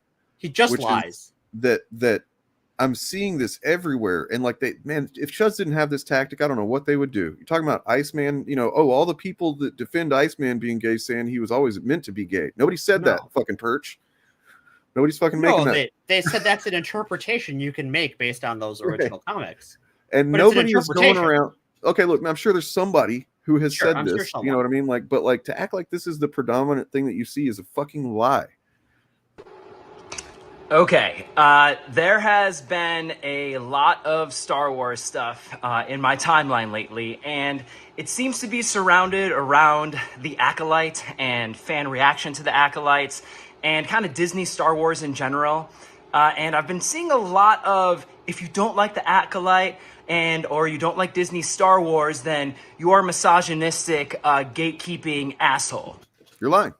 You're lying. Sorry. Here's the difference, right? Because you know what we've talked about on this very channel, all the Disney Star Wars shit we don't like, and I don't think anyone in our chat has called us misogynistic or racist for that ever. I've never been called a racist for saying Mandalorian kind of sucks. It's kind of nostalgia laden and not for me. I think it's kind of uninteresting. Not once have I been called a misogynist by any fan of that show. I've said Rise of Skywalker fucking sucks and pisses me off quite a bit. Quite a bit. Yeah, same. Never We've once. done episodes on how much we don't like that. I even watched it again to talk about how much I don't like it. Just to see how much I didn't like it, because I had not watched it since it came out. How was it? It was pretty good. Also, I like how he has to go and dig out his collection of Star Wars books written by female authors. No, he's always got these displayed like that, right? He's telling on himself though. You know why? Because a while ago I was helping my dad like make space in his basement. I have a bunch of Tupperware tubs full of my old books and stuff. Do you know what my old Star Wars books look like? They look like shit. Yeah. Because I read them so much. Those are fucking pristine books. Those have been on a shelf and have gone unloved by this gentleman. Just to play devil's advocate here, he could have worn his paperbacks out a long time ago, and he just decided, I'm going to get some hardbacks, hardcovers, just to kind of like have those in my collection. Sure. Just saying. I've done that. That's why, because I've done that with a couple of books. That's fair. Sorry. That's very fair. So I mean, that's as fair as I'm going to be to this guy, though, because like, does he always talk like that? Where he's like, so he is trying to act so like, I'm not an asshole. I'm not crazy. Look at me smile. I'm smiling. I'm so not crazy. I mean, he did say gatekeeper, and in that way, like, I mean, no, you're not a gatekeeper to say that you think it sucks. That's not really gatekeeper. It's gatekeeper to then to make a statement about yourself and your relation to anything is really not that gatekeepery, I guess. I mean, depending on the context, generally it's not, I don't think. But then to turn that opinion at someone else is where it becomes a gatekeeping situation. Like you're wrong for disagreeing, or you're not allowed bad to have for liking opinion. this thing. Yeah. And I would say if someone has a misogynist or racist opinion about Star Wars, they're allowed to have that opinion. They're still a racist or a misogynist, but like, get good, scrub. So I have a video. We looked at it Friday, but it's worth looking at again since we got a few more minutes till a little bit till 2-hour mark. This is it's by a little channel called Hippoclipped. Brand new channel. I might still be like one of the only freaking subscribers. Let's see. Well, you should drop a link so we can. Oh, they've got 3. You guys should sub. I'm gonna drop We that. should also we can increase their subs by orders of magnitude. Boom. Boom. Like a boss. So it's pretty easy too. At Hippoclipped. And they did this one, and I'm gonna leave them a comment about some cutting off audio in the edit. Maybe he's in a hurry. I don't know. But yeah. Anyway, otherwise A+. Besides the couple of audio bumps that are loud.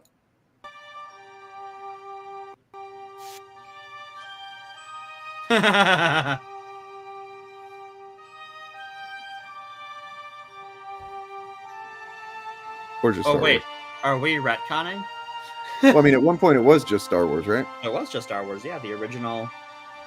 America was in a state of turmoil. President Richard Nixon had resigned in disgrace 3 years earlier. Trust in the government was at an all-time low. The Vietnam War had ended 2 years earlier, and the U.S. was dealing with returning soldiers injured both physically and mentally. This time, a storyteller emerged who could change the face of modern cinema and alleviate problems of the day by transposing them as allegories of reality.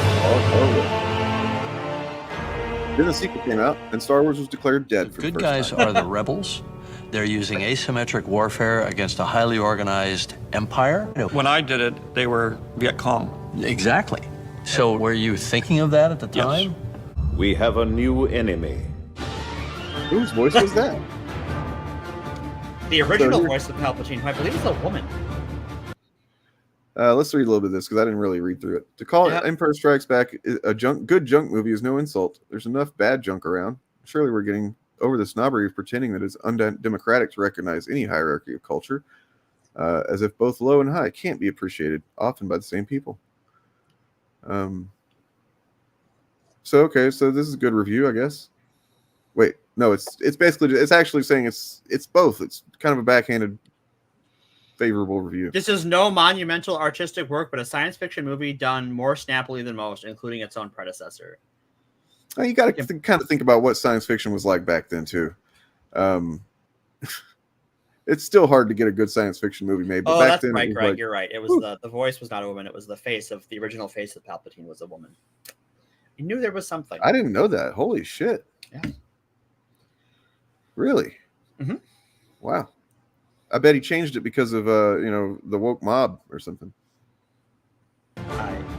Clearly.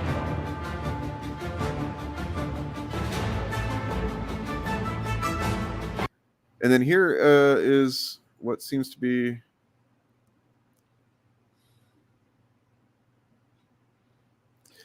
Oh yeah, this person seems to be mad that Empire ends on a cliffhanger. Yeah, I mean, in their defense, I have said that the reason Empire is so good is because Jedi is so good, and that if Jedi stuck the landing in the same way that Rise of Skywalker did, it would not be as fondly remembered as it is. Yeah, it's just fucking snobbery, right? Like it's all it is.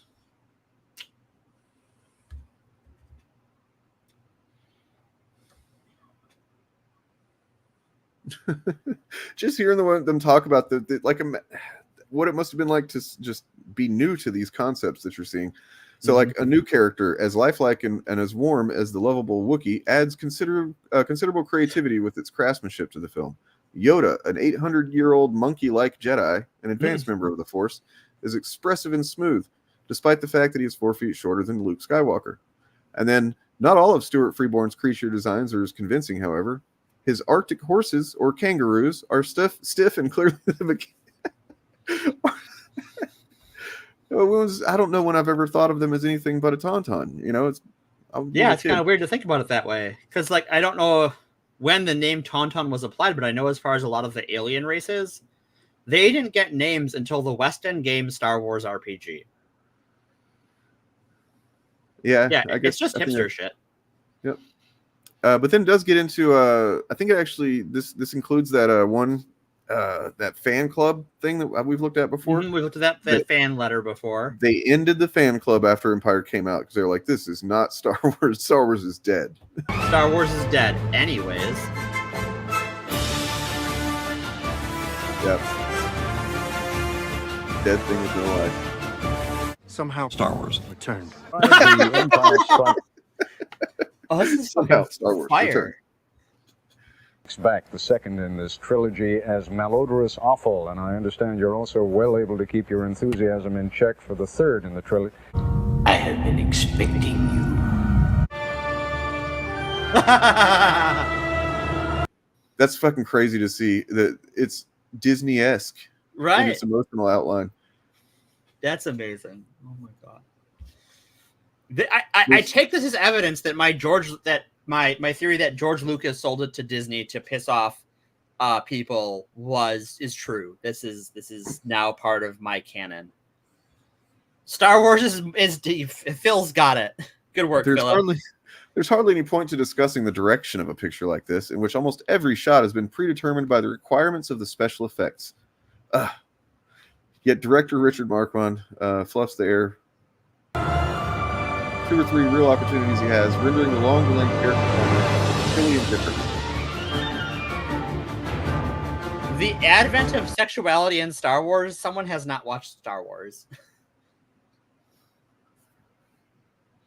With the revelation of Carrie Fisher's navel.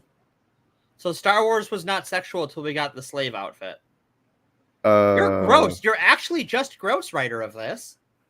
I mean, look, and I'll be gross right now in order to debunk that shit, because in the first film, she was kind of, she was a little bit loose in that white gown. Things were bouncing. I'll say that. There's no underwear in space. Nope.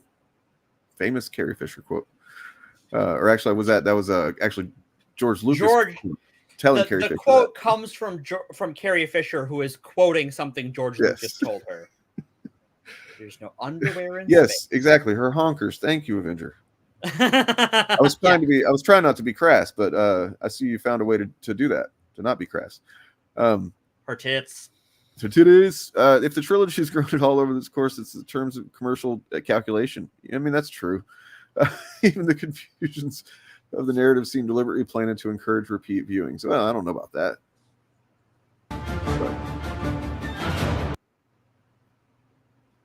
Yep.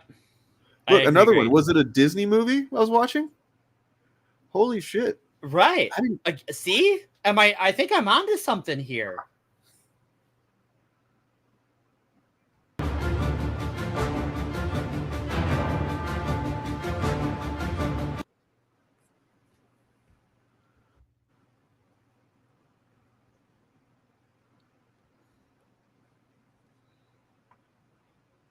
Wow.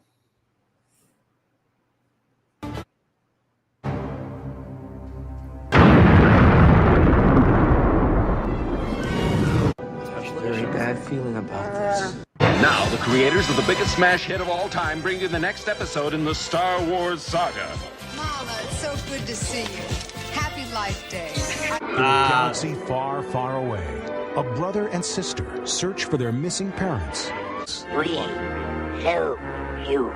Caravan of Courage. An evil storm sweeps the planet Endor, threatening the Ewoks' very existence. Ewoks, the battle for Endor. Look, Star Wars survived this stuff, guys. It's fine. It's gonna be fine. Yeah, Star Wars is gonna be fine, kids. There's a big difference in like a show with elements and story beats and stuff, or just boring show or whatever that you don't like, that is made, generally pretty well, and then this shit. Then there is this shit. They were not putting many dollars into these projects. I'll say that. They were not sending their best Ewoks. George had no idea how rich he could become off of this product, and once he did by realize, this point he was already very wealthy. Yeah, that's what we're talking about with the no underwear thing. This is the bra thing. Yeah.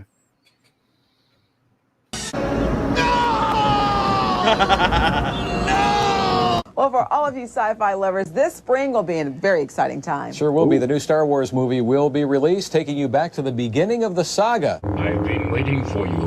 We'll see what this person did forget with their edit is the re-releases, which I'm willing to bet there were some people saying that, oh, it's definitely dead now if they're just re-releasing it with new effects and stuff like that.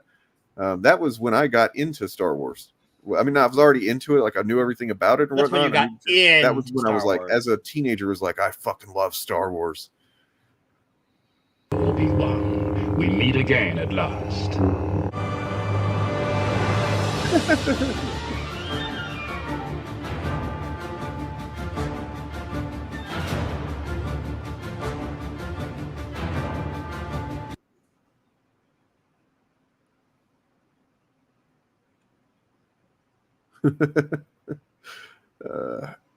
I mean, look, what's interesting is that every one of these, I think, pretty much, and this one included, have something in common with a lot of the shit today, which is, and this is a valid, can be a valid criticism, is that there's so much of Star Wars media is made with things outside of the media in mind. Yeah. Right? Like the products that are going to come from it and shit. And that can be a valid thing. Like, or how many sequels are we going to get? How many spinoffs are we going to get from this kind of thing? Remember, kids, Star Wars, the first merchandise Star Wars sold was a box to put your toys in because the toys were not out yet. And it sold like fucking gangbusters. Star Wars has always been just the most. I mean, you have to deal with this as a Star Wars fan. It's just a brazenly capitalist fucking venture, and that really one of the things that Star Wars has to do is try to make people forget that long While enough you're watching to pay it. for shit. Yeah, and and that's when it's at its best, man. Is whenever they're not making you think like it's a mistake to buy that fucking Funko Pop or whatever. I mean, I refuse to buy Funko Pops. But yeah, I mean, it was just something that popped into mind, but yeah, that's fair because there's a trillion Star Wars Funko Pops. It's crazy.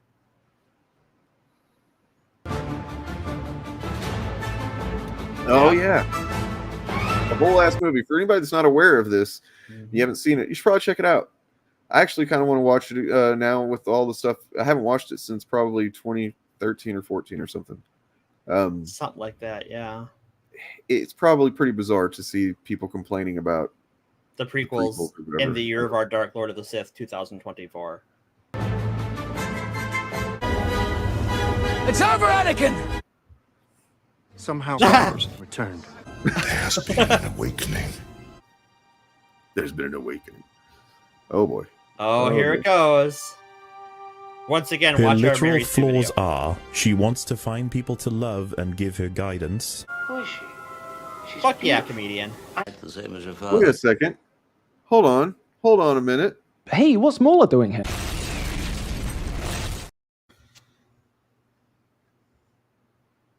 What did comedians say? They just got a mindful as fuck hoodie. Whoa, fuck yeah, dude. Thanks, man. That's awesome. I didn't know if anybody was going to get that. That's, I hadn't had anybody. That people have asked for several of the designs that are up. That was one that I just like it. I think it's neat.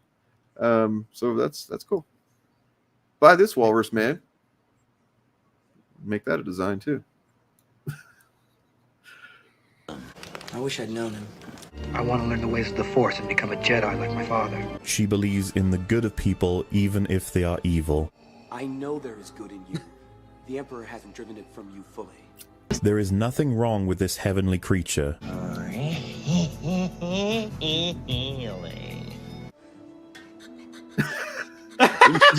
She's only counting down the fucking thousands of days since she's seen her parents.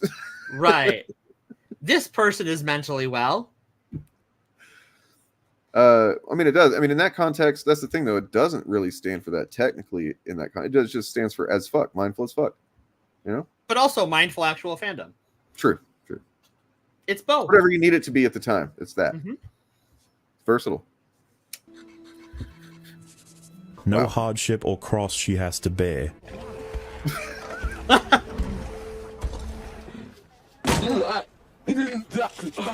Get to work. She's not greedy. 60 portions. Oh, okay. Am I gonna sell my friend? Prideful. We need a pilot! We've got one!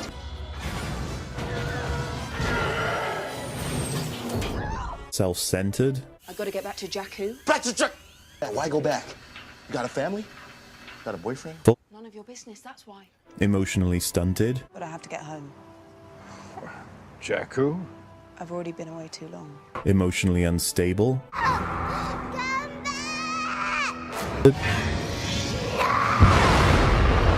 Selfish. But I have to get home. Reckless. I can do this. I can do this. Overconfident. You might need this. I think I can handle myself. I know you do. That's why I'm giving it to you. Naive. You got a lot to learn. Blinded by love. Whomever you're waiting for in Jakku, they're never coming back. Womanizing. What in heaven's name are you talking about? She is perfection while going through no hardships or tough lessons.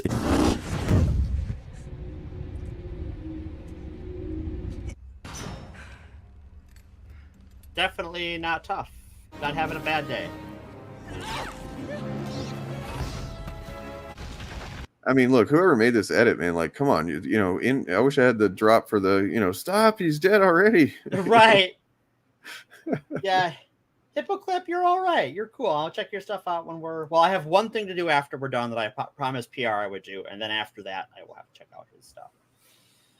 Their stuff. Yeah, well, if, you know, if he is, if that's a... All these clip channels popping up lately. If this one is dedicated to posting this kind of stuff, then, man, I'll keep an eye on this one with great interest. Yeah.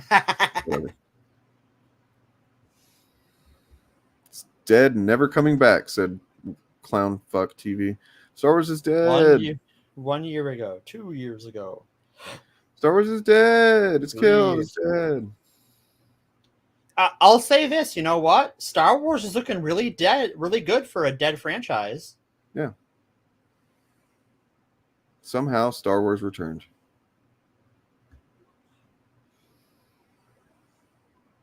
Wow. Look, there's 17 more minutes of this, guys. I'll just say no. You cannot die. Star Wars.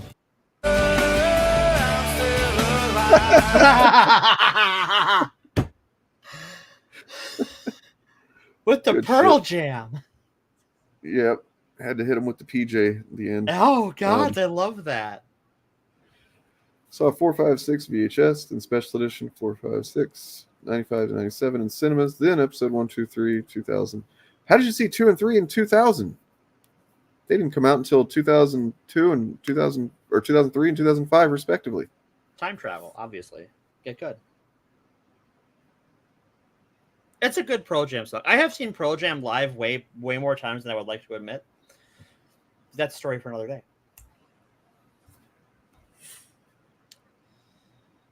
Yeah, I don't know. I think these... I challenged I don't want to say challenged. I asked one of these Star Wars YouTubers a question. Because they were talking about George's Star Wars in a post. And I asked, do you mean George's Star Wars or the EU? Because in this post, he posted it had a bunch of pictures from the EU. It's like, well, but they are the same thing. Like, George had very little other than just saying, "Yeah, okay, we'll publish that." You know, to do with that. Mm-hmm. That Pearl Jam and Earl.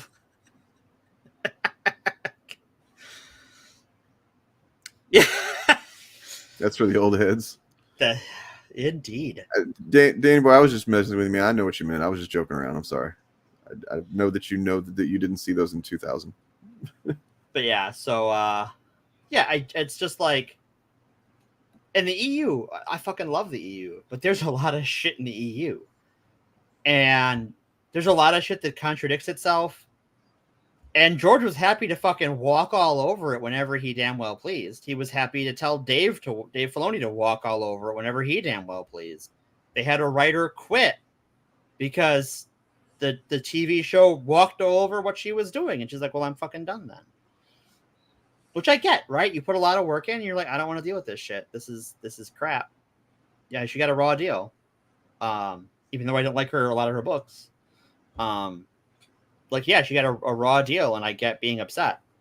But like the EU wasn't this perfect utopia of Star Wars. It was cash grabs and tie-in novels as much as it was, classic Star Wars. And also, like, to go back to the prequel era, the person who wrote the first novel of the New Jedi Order trilogy, which came out right about the same time as the prequel, got death threats for years because editorial told him to kill Chewbacca.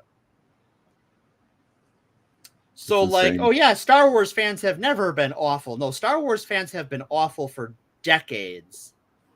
Yeah, speaking, I'm glad you mentioned that because there is one post that I wanted to look at real quick. I looked at it Friday, but again, it's worth seeing again, because this is the kind of hubris or lying or just honestly could be just knowingly being a piece of shit. I don't know. Right. But I saw this post the other day that was like, here we go. Wait, that's not the right one, but that's okay. I'll keep that one too.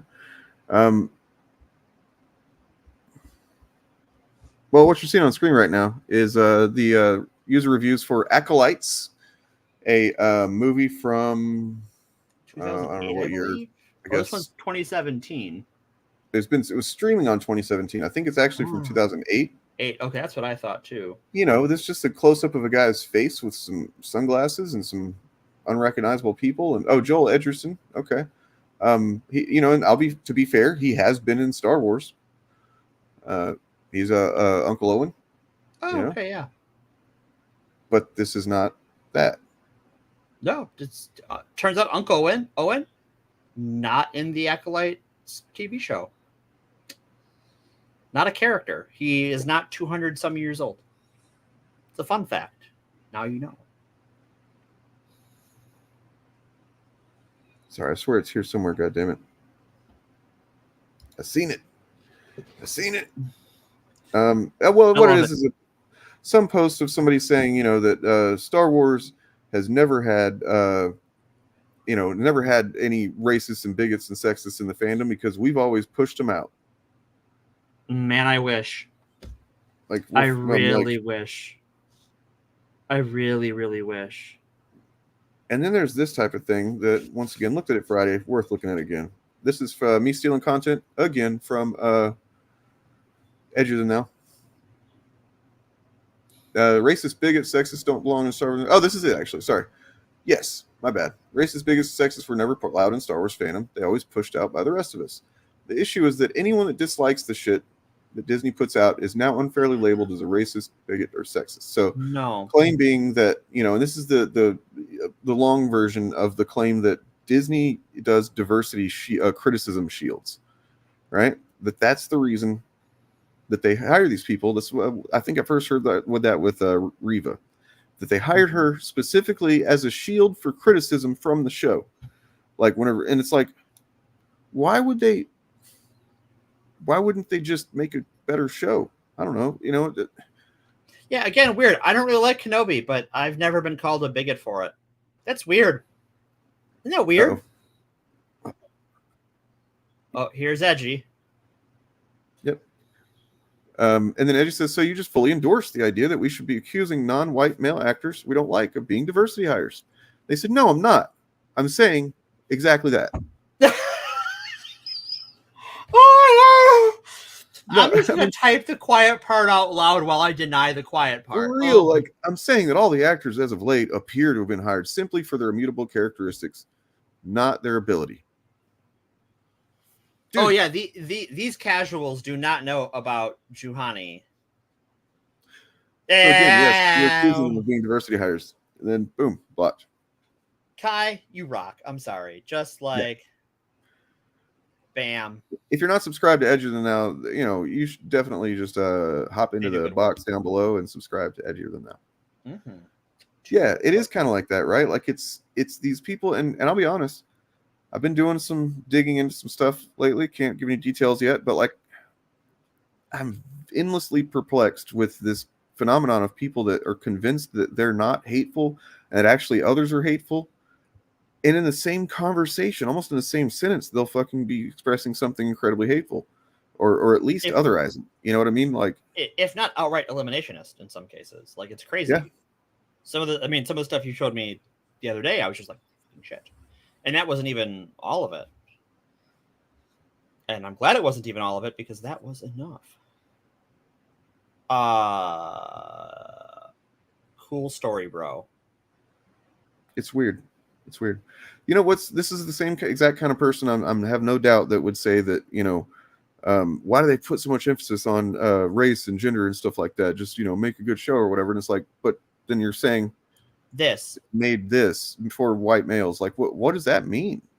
Well, because if it's not a white male character, then they're a bad character because that's bad writing. Yep. Go back and watch the Mary Sue episode, by the way, because that's a really good one that gets to know a lot of this stuff. Yeah. The Mary Sue episode was maybe the best thing I've ever done. I'm really proud of it, and it should be. You should be proud of it for sure.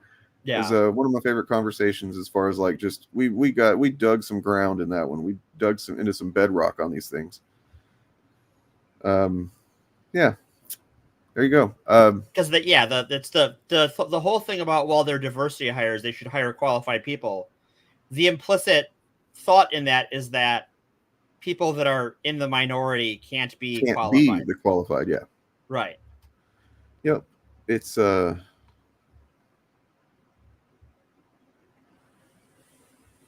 now you can't enjoy or like or have fun watching their favorite IPs.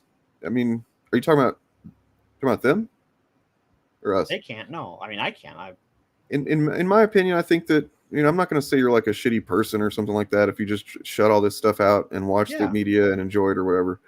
I feel like if you feel like the Star Wars, Marvel, whatever it is that you're a fan of has given you a lot in your life, if you feel like it's enriched your life, then don't you kind of feel like maybe you owe it to like speak out now and then whenever you have the opportunity? Or you know, I think so. So anyway, all right. So the showcast is back this week, guys. Hey, welcome back to the showcast. It's been a few weeks since we were fully, since we united like Voltron. That's what Voltron does, right? Yeah, it's the 5 lines come together that formed a big robot. And I made the Transformer noise for it because why not? It's the same thing, really. It's been a long weekend. It's been a long week. I just got back from a work trip. I had to work today, short notice. It was very fun. Well, but how about this? Welcome to the FAP. Nancy used to do that for me. Handsy Nancy, I called her. Presidential. Very presidential. We will be back next week with our third part of the Reagan trilogy. Oh yeah, we're coming back with more Reagan, guys. I know y'all been begging for it. You've been demanding it. Yes, this week we are finishing the Grifter Chud tier list. Nice. On the showcast. And then we might actually be looking at. So I got some criticism. I basically got an email where somebody listed all of the criticisms against me and what I do and my content and stuff like that. Sure. But we're about to be. This is the era of two things we're going to be doing in the showcast going forward. Two things are going to happen. You know, hopefully regularly. One, we're going to be documenting W's, and we've got a big one to start out with. Nice. And that's just to start. A lot of W's we've left on the table. We've been quiet about. You know what I mean? They're not, but they're there. And we're going to prove them. Second is we're going to be looking at criticism, and this is an idea that we've had with the thing since we like me and Bob and Turf first got together. Was like, should we respond to criticism about our channels? You know what I mean? We were like, and we didn't really decide not to. We just never prioritized it. But basically, you know, looking at videos that are about specifically each one of us. Oh, interesting. I like the idea of us each picking one about someone else in the group instead of us picking the criticism about our own. You know, well, we're going to be doing W's every week. This week we're going to talk about one for sure. Yeah, and then it's gonna be fun. It's gonna be good. Awesome. But I got this list in an email of somebody's like, oh, you know, Dane says rags is bad, but how about all these things? And it's just a list of things that, I mean, to be fair, there is like some kernel of reality in each one of them. Yeah. But you know, I'll say this: the Chunky Monkey thing is there. It's far down on the list, and then they even say in parentheses, this one isn't really anything compared to all the other stuff he's done. So, should be pretty fun. We are wrapping the FAP talking about Star Wars. Yep. Smirking Gun, how's it going, man? I hope you're able to find his song over there with Jacob Lizotti, or however he says his name. Thanks, man. I appreciate that. I'm about to be, refocusing my efforts, I think, is the thing. Yay! And I guess I'll go ahead and do this.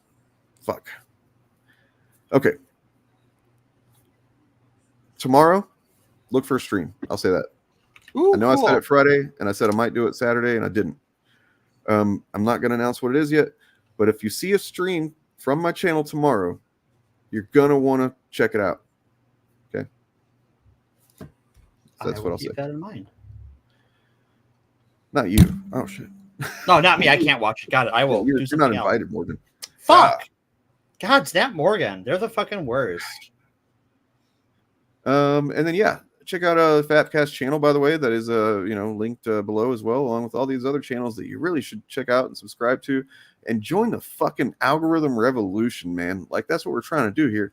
We're trying to deprioritize the content that comes up when you search Star Wars or Marvel or whatever, because mostly what's going to come up is going to be that garbage. Yeah. So yeah. And then on that note, Morgan, you're awesome as always. You are also awesome as always. I'm working on it. Working on getting to awesome status. Happy Pride Mouth. Happy Pride Mouth. Yeah, and here you go. Here's a new ending that I've got for the streams. Take care, and we love you. Take care of yourselves and each other, all that stuff. And this is important, okay? Like, it's pretty important. If you don't take anything else from tonight, if you don't remember anything else, I need you to remember this. I need you to remember it, okay? You ready?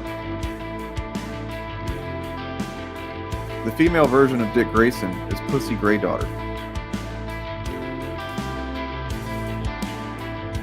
Okay. Drink it in. Yeah. Absorb it. Let it wash over you. Okay. As long as we're on the same page.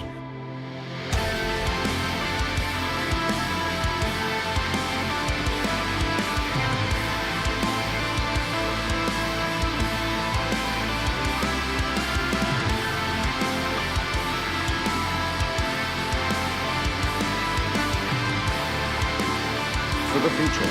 I'm doing my part. I'm doing my part. I'm doing my part. I didn't do fucking shit.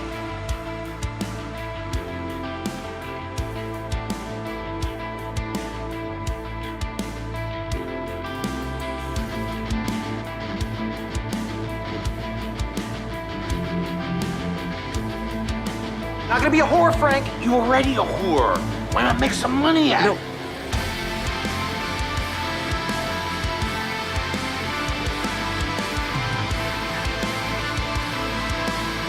Let's fucking go. Don't think, act. You can't see my penis, man. I said give me dong, or give me death. If I were a man,